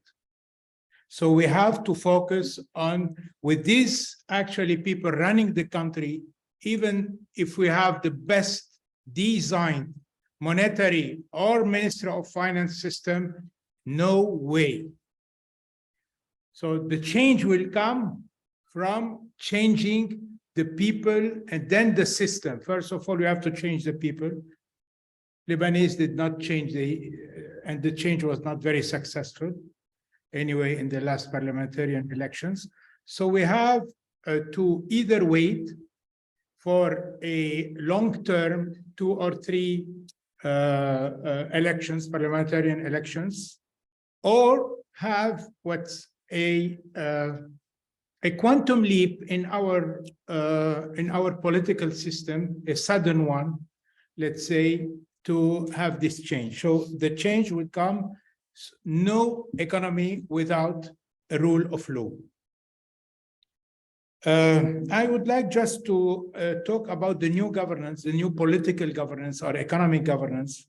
It should be based on, especially the monetary one, financial competence and creativity. We need to be creative in the new system, not copy other system. Transparency for the borrowers and the depositors, integrity for the people running the whole financial system, including not only BDL, not only Ministry of Finance, but also bankers.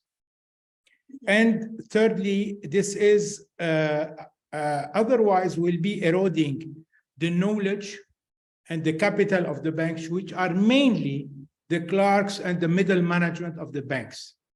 The main asset of the bank are not the real estate. The main asset of the bank are the middle management people. And probably many of the CEOs of the banks are toxic to the banks, very toxic. So because I consider that banks مالي يضحك بيحمل subject to the myopia, we don't to go back to the myopia of pre-2009. So I guess I gave you my idea. I explained my idea about the pyramid of governance and the 3 different layers. Thank you. Thank you so much. We'll go online again with Dr. Mbayed. Yes, thank you. Thank you again. And I mean, I think that both previous speakers have outlined many ideas, but I think what I would like to stress more again is really the 3 principles that based on which any new model of governance, of economic governance we want to have in Lebanon should be based on. The 3 themes, or I would even say the values that we really need to embrace, because I think everyone agrees that what is happening today, particularly over the last 3 years, is that we have turned into a society without any moral compass. And I think that is extremely important, both in order for our youth, for the next generation, but also to regain the credibility and the trusts that Lebanese bankers always basically claim that they want to restore. Well, in order to regain that trust and rebuild a system of governance that first the Lebanese, both inside and outside Lebanon, are willing to give it a chance again, I think we have to work along these 3 pillars that were mentioned before: independence, accountability, and transparency. And when we look today at the literature of central banking, these are the 3 pillars of any code of good conduct that central banks should be run with. And maybe I would like here to interject and maybe respond to my colleague, Dr. Gabriel.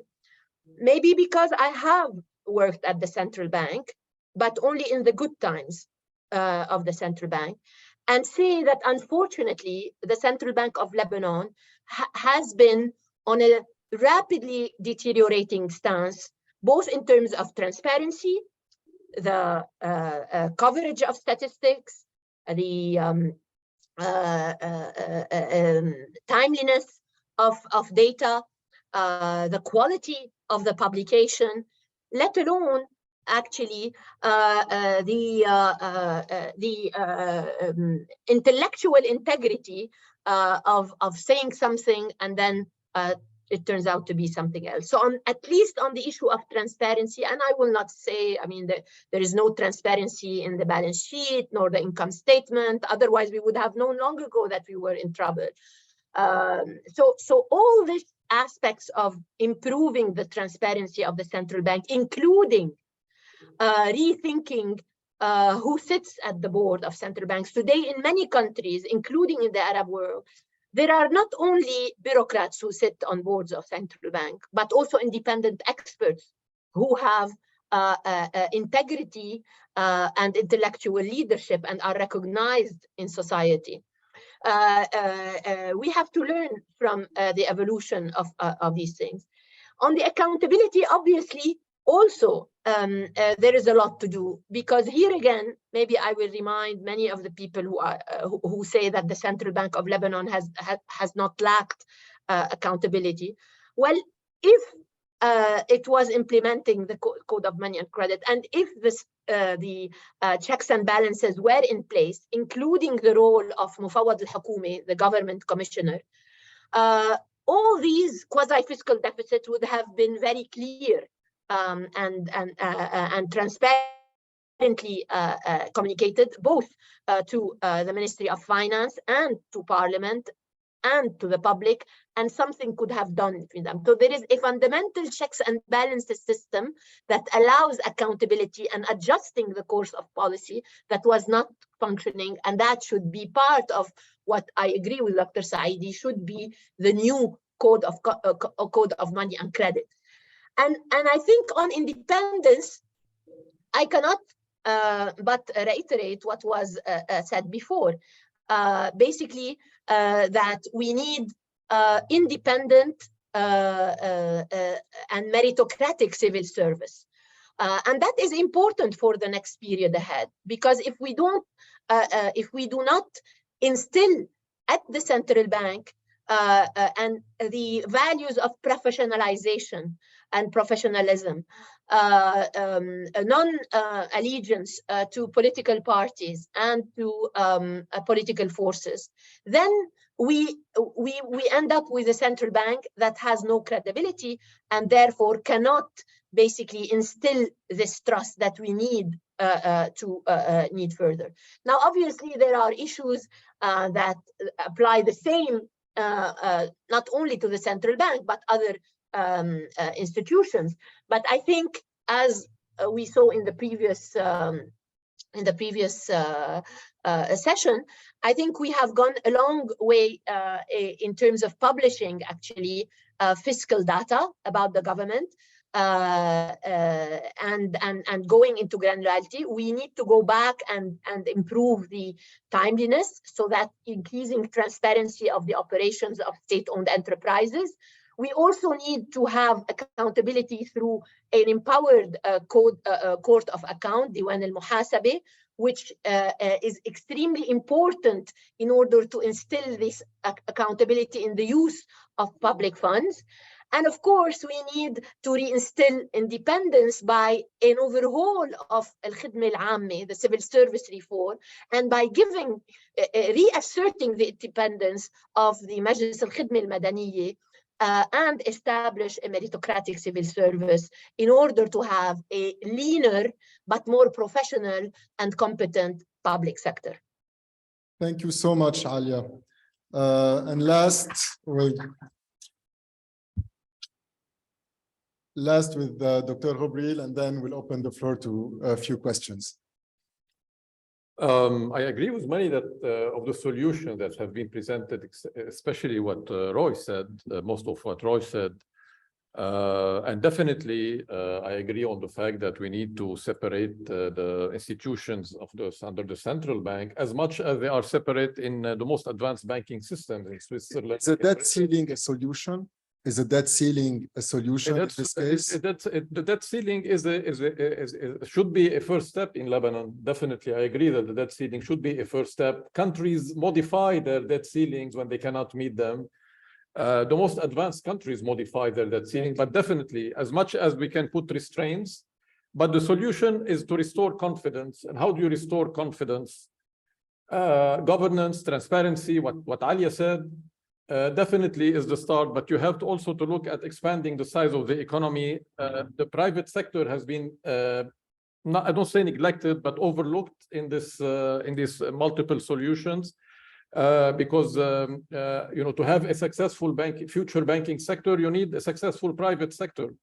And the private sector needs an improvement in the business environment, in the investment climate. We've seen recently arbitrary imposition of taxations that are very detrimental to companies in the country.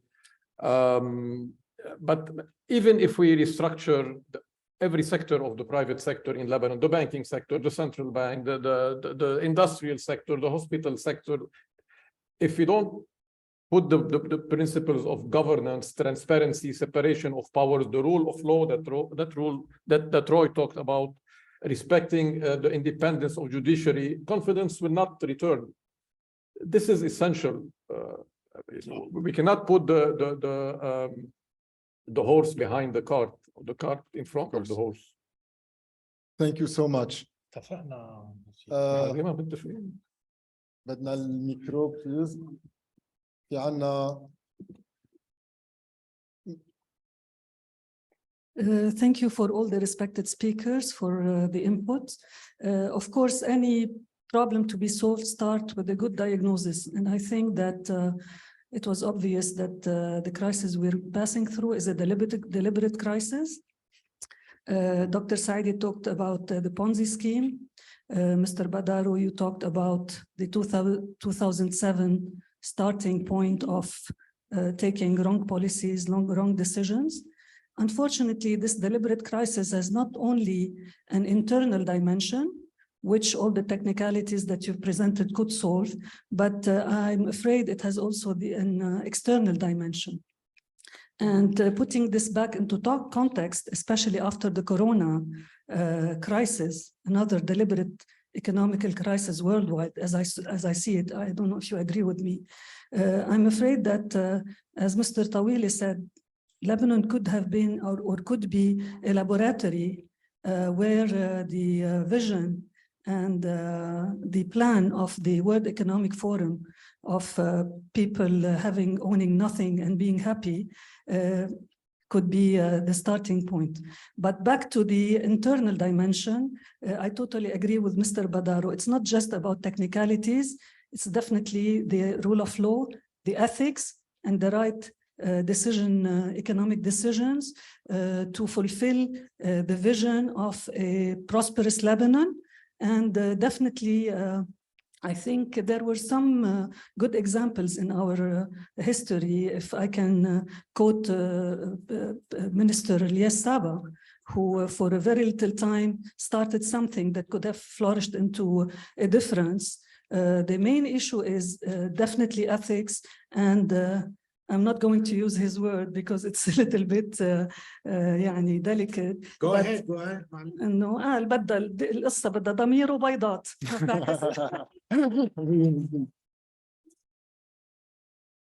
Ricardo. شكرا. Good evening and thank you for your wonderful interventions. I have one clarification, if I may. Dr. Obril always mentions that the banks have financed the private sector. I always like to clarify that the money lent to the private sector from the banks comes from the private sector and it's depositors' money. So it's a cycle and we are all in it. That's what banks do everywhere around the world. Absolutely. إيه بس انت دايما وقت تحكي you omit انه منين هالمصاري كأنه No, I don't do that. Okay. So نحن كلنا موحدين. My question is to all your panelists, John. Today we have solutions, that's clear. We heard beautiful solutions, but who's listening apart us here interested? And my second question is, what are we going to do about it? It's been 3 years, we are giving propositions, proposing policies, giving papers, doing whatever each one of us is doing and nobody's listening. So we can chit-chat among each other as much as we can, or we can take it further. So my question is, what are we going to do about it? And I give you two options. Maybe Alia can start because she'll give me the one that I want to listen. Civil disobedience or tax withholding. And this is the oxygen that feeds this corruption. And we can stop a fire by stopping the oxygen reaching that fire. Thank you so much, Ricardo. We'll go back to the answers. We still have 2 questions over there. 2 questions over there. We'll take the 2 questions and then we'll have all the answers. Nicola, no?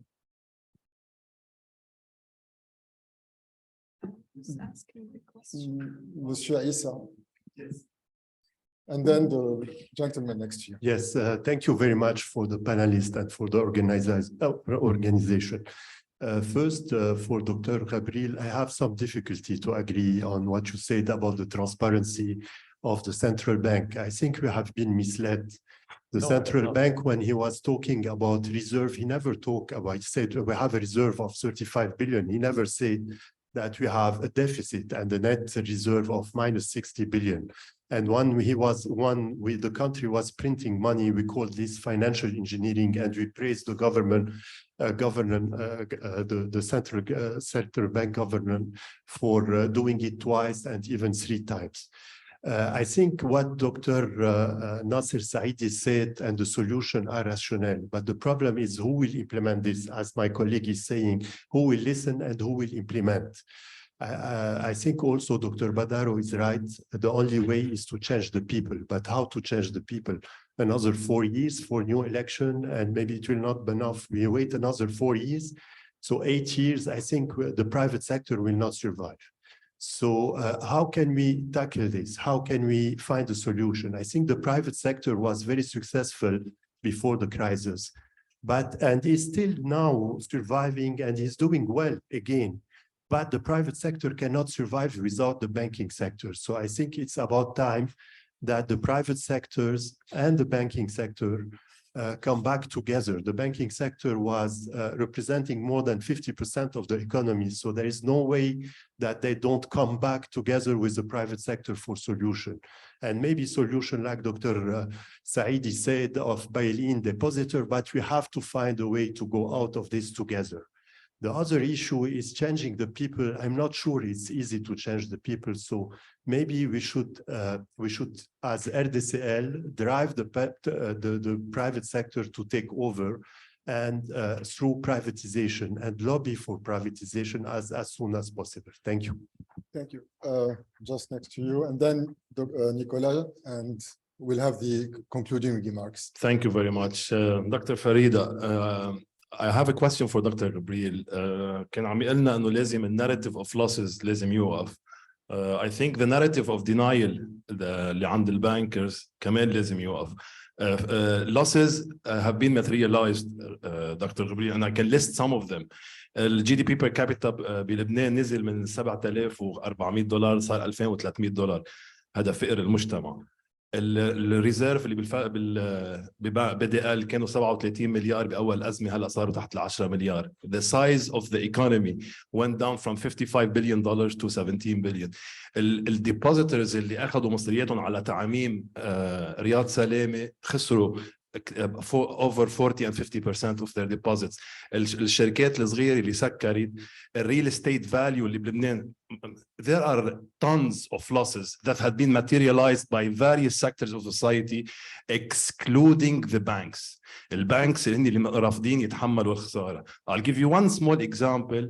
مصرف لبنان ما جبركم كانت تروحوا. هيدا المسكونسبشن اللي بنقوله للعالم انه المصارف دينت الدوله سندات خزينه ويورو بونز.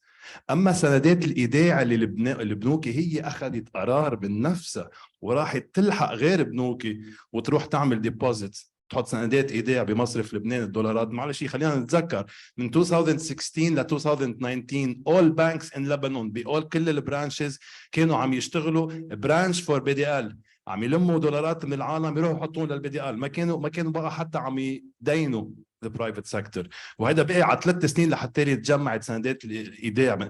The bulk of the money deposits اللي عملها ترانسفير من البانكس لمصرف لبنان ما كانت يورو بونز ولا سندات خزينه دكتور غبري، كان سندات ايداع.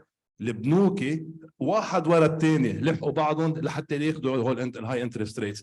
وال الديبليشن اوف دولارز اللي صار، بنك بي دي ال كان عم يدفع فوائد للبنوكي من وراء الفاينانشال انجينيرنج. if you calculate them من 2016 ل 2019 $25 billion.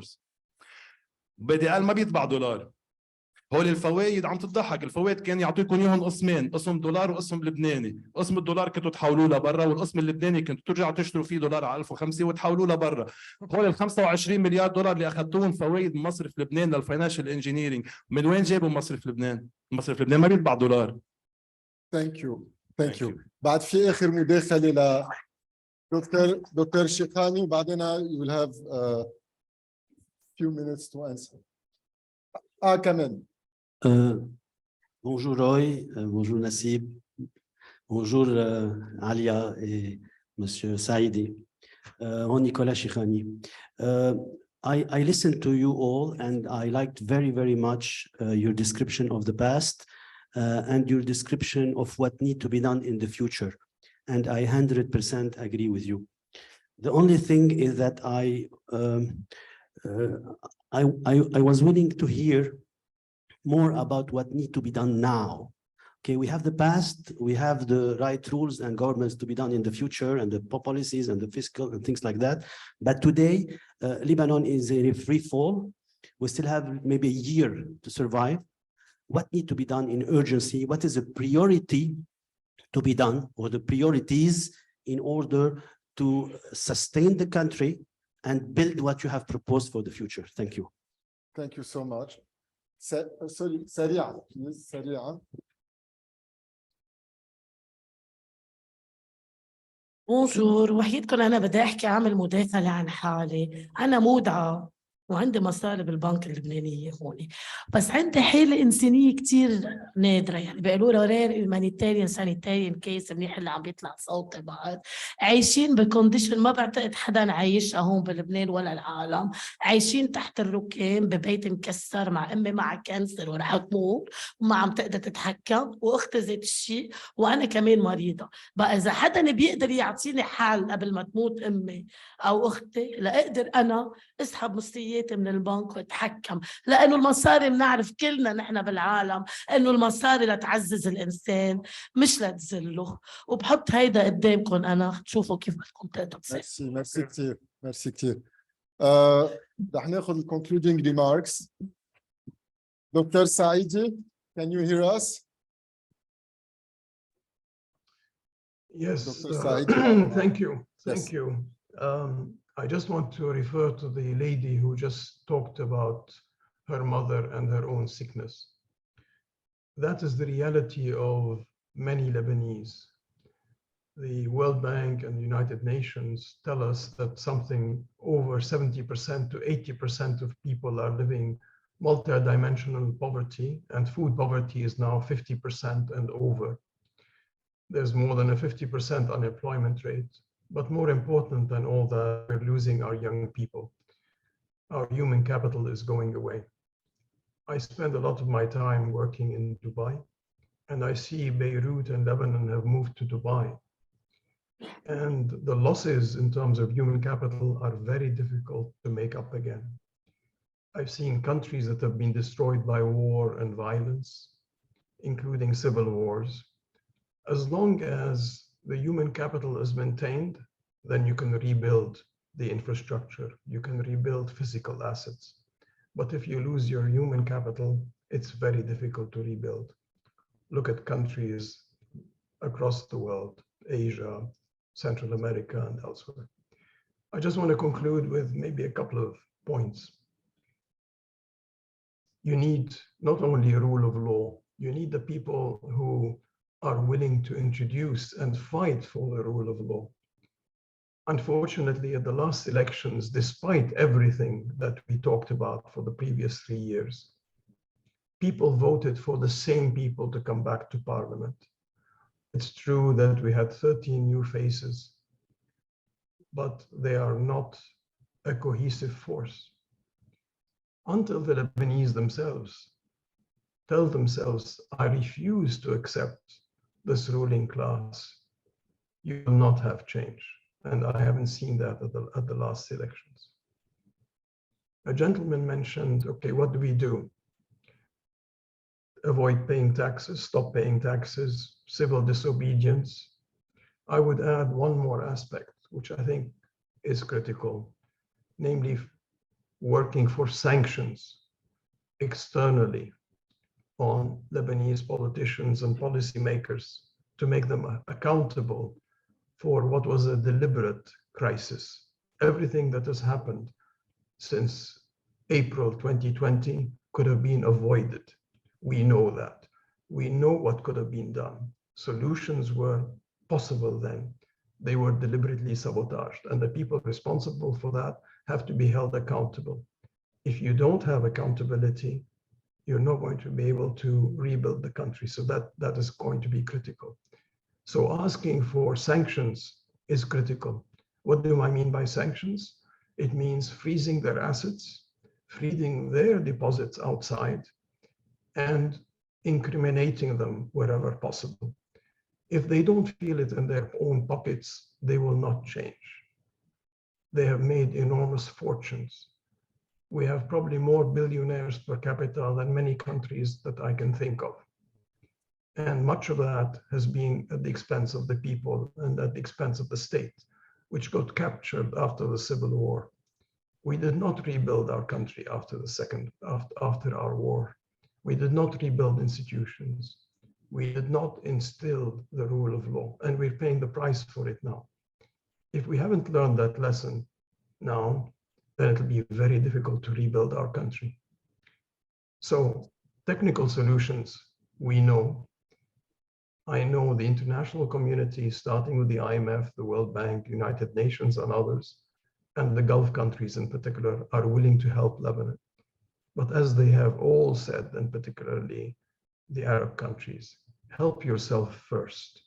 Show that you are willing to change and transform your country. But it's no longer a question, I need to warn, it's no longer a question of stabilization. We've gone beyond that. It is rebuilding and transformation. It's not stabilization any longer. That's not what we need to work for. And finally, I think as we move forward, what I'm worried about is not just poverty and famine, increasing social unrest, that you will get riots, you will get people fighting each other just simply to survive. And it'll get worse because those people who have the human capital and the ability to leave are leaving, and they will continue leaving. The only people who get left behind are the old, poor, and those who cannot really survive. And that's a recipe for disaster. We need to avoid that. And it has to start with changing the people in power and the policymakers.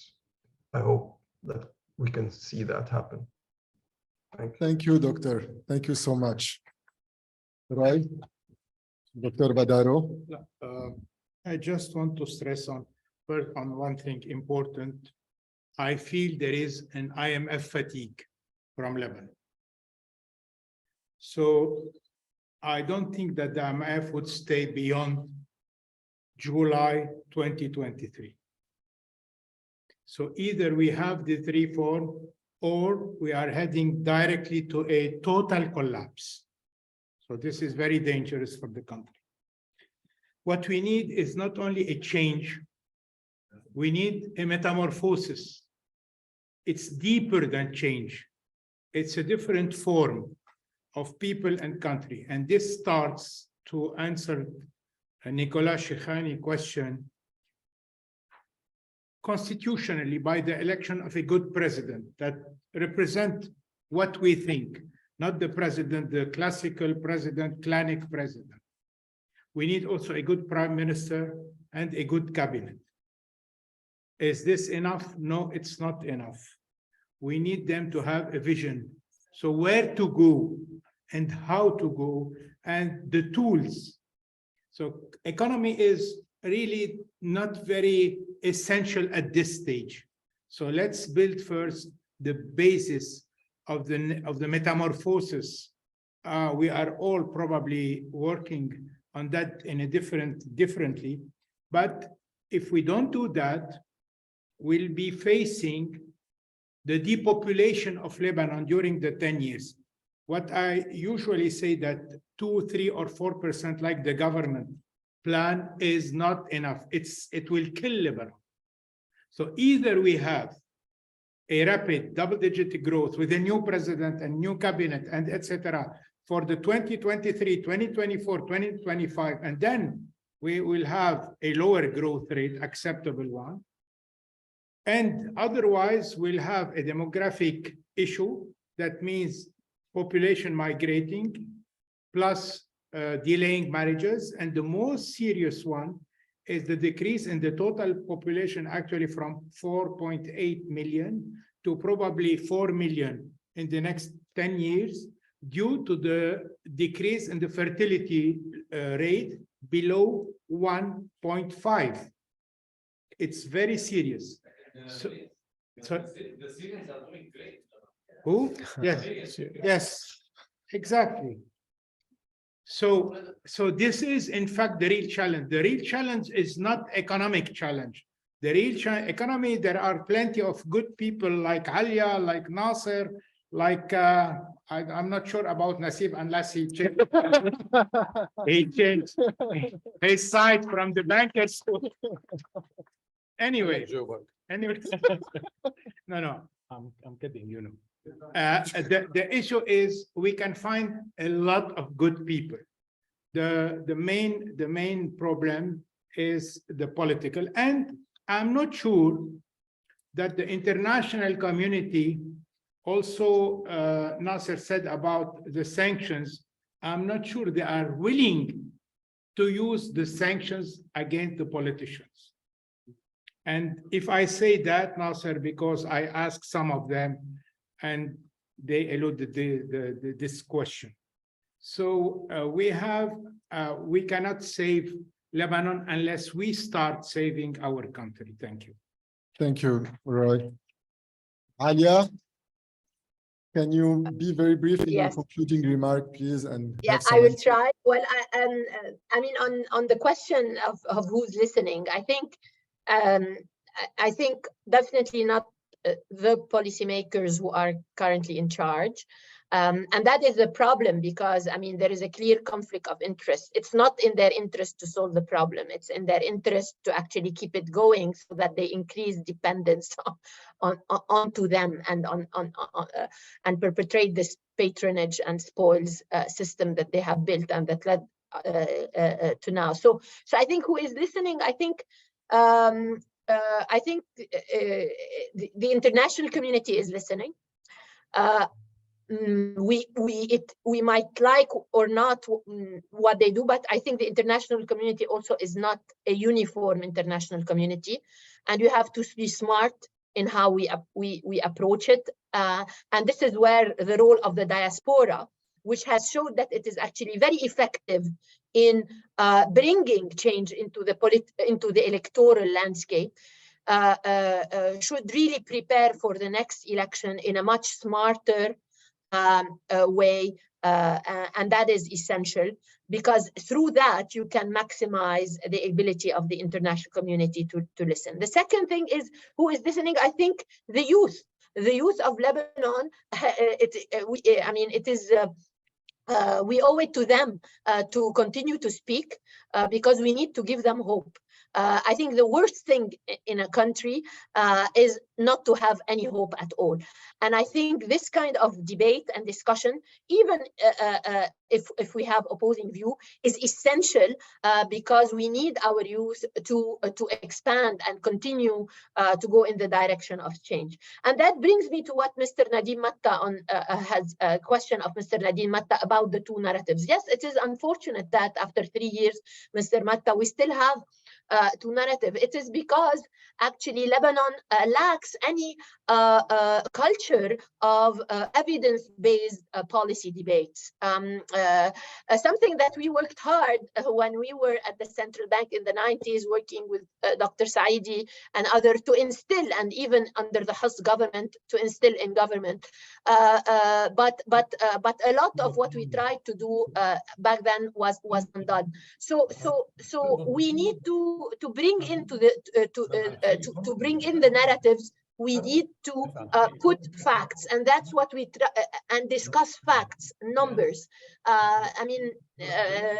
This is essential, and let the Lebanese judge. And this is very important also to change the narrative. You need to build financial literacy, and there are a lot of institutions in the country, including the Institute of Finance, including Association for Financial Literacy, that can help, including what think tanks like Kuluna Irada, LCPS, etc., are trying to do. So this should help close this gap.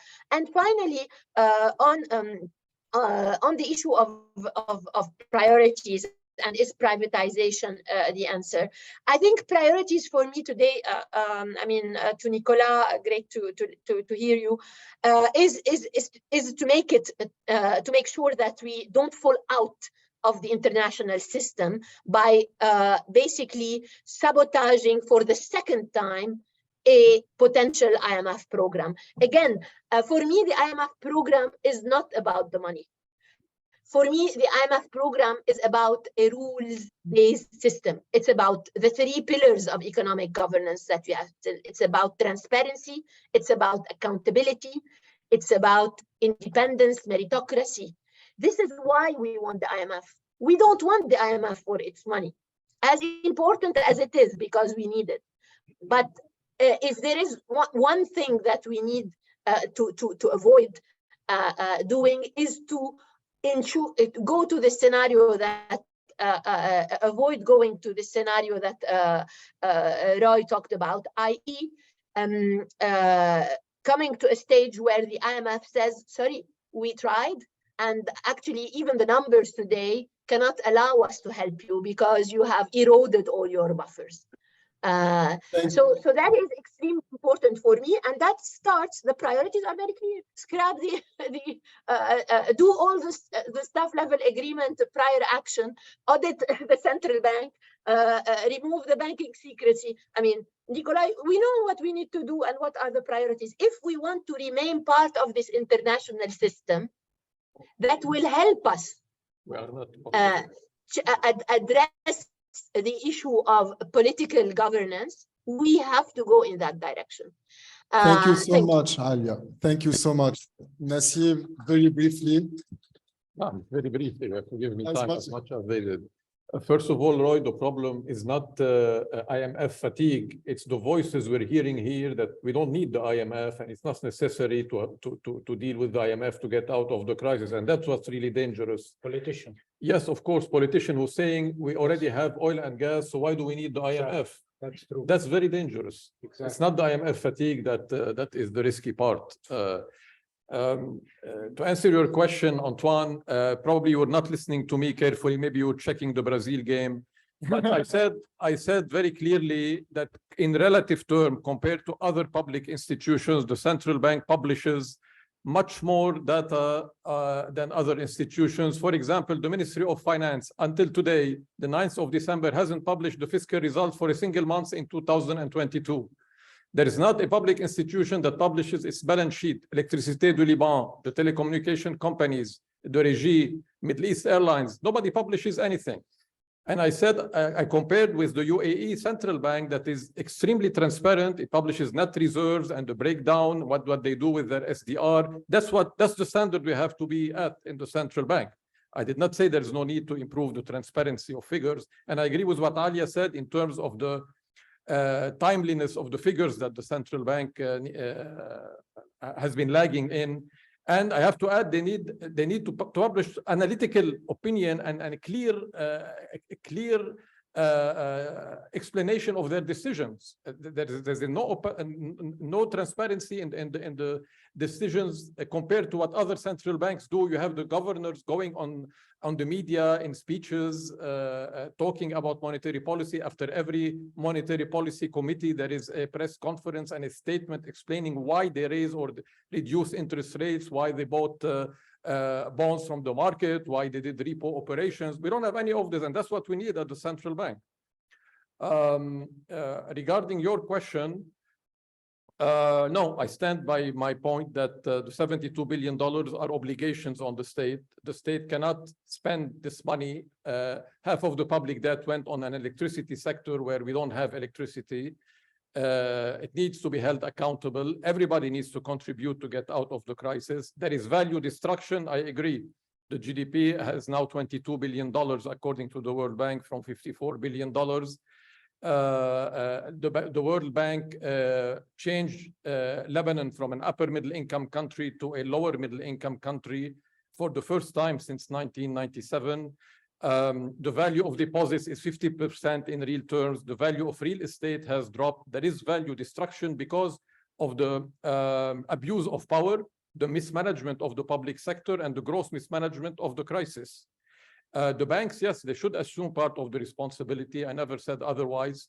And the ABL has to be more visible and communicative and not hide and think a solution will come on its own.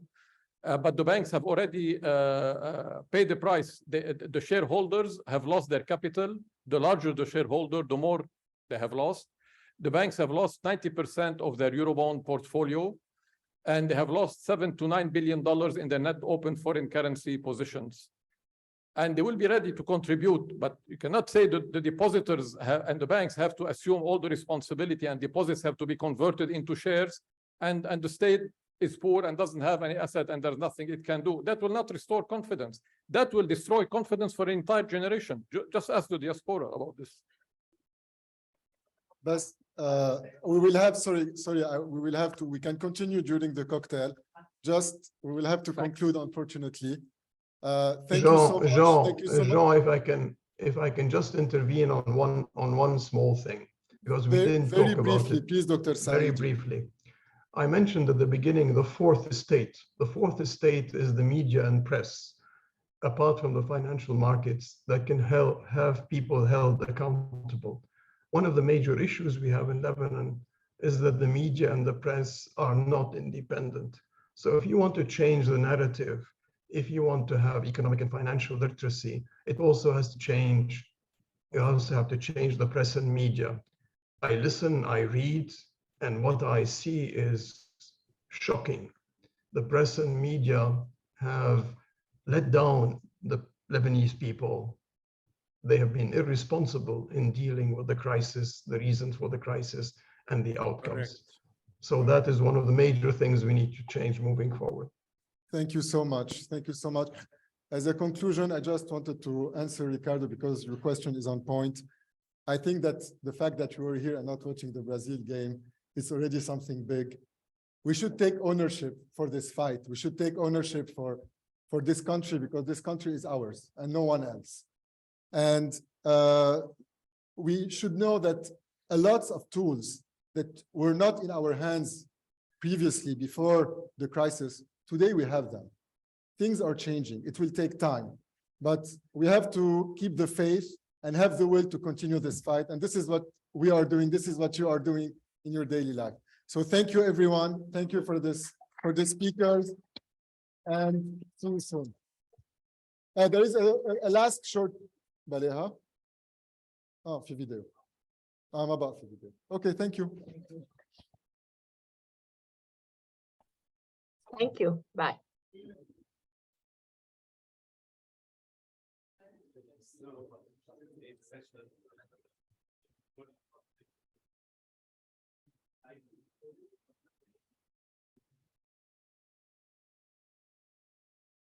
شكراً للجميع على حضور اليوم الأول من المؤتمر، ونتمنى رؤيتكم في يوم غد.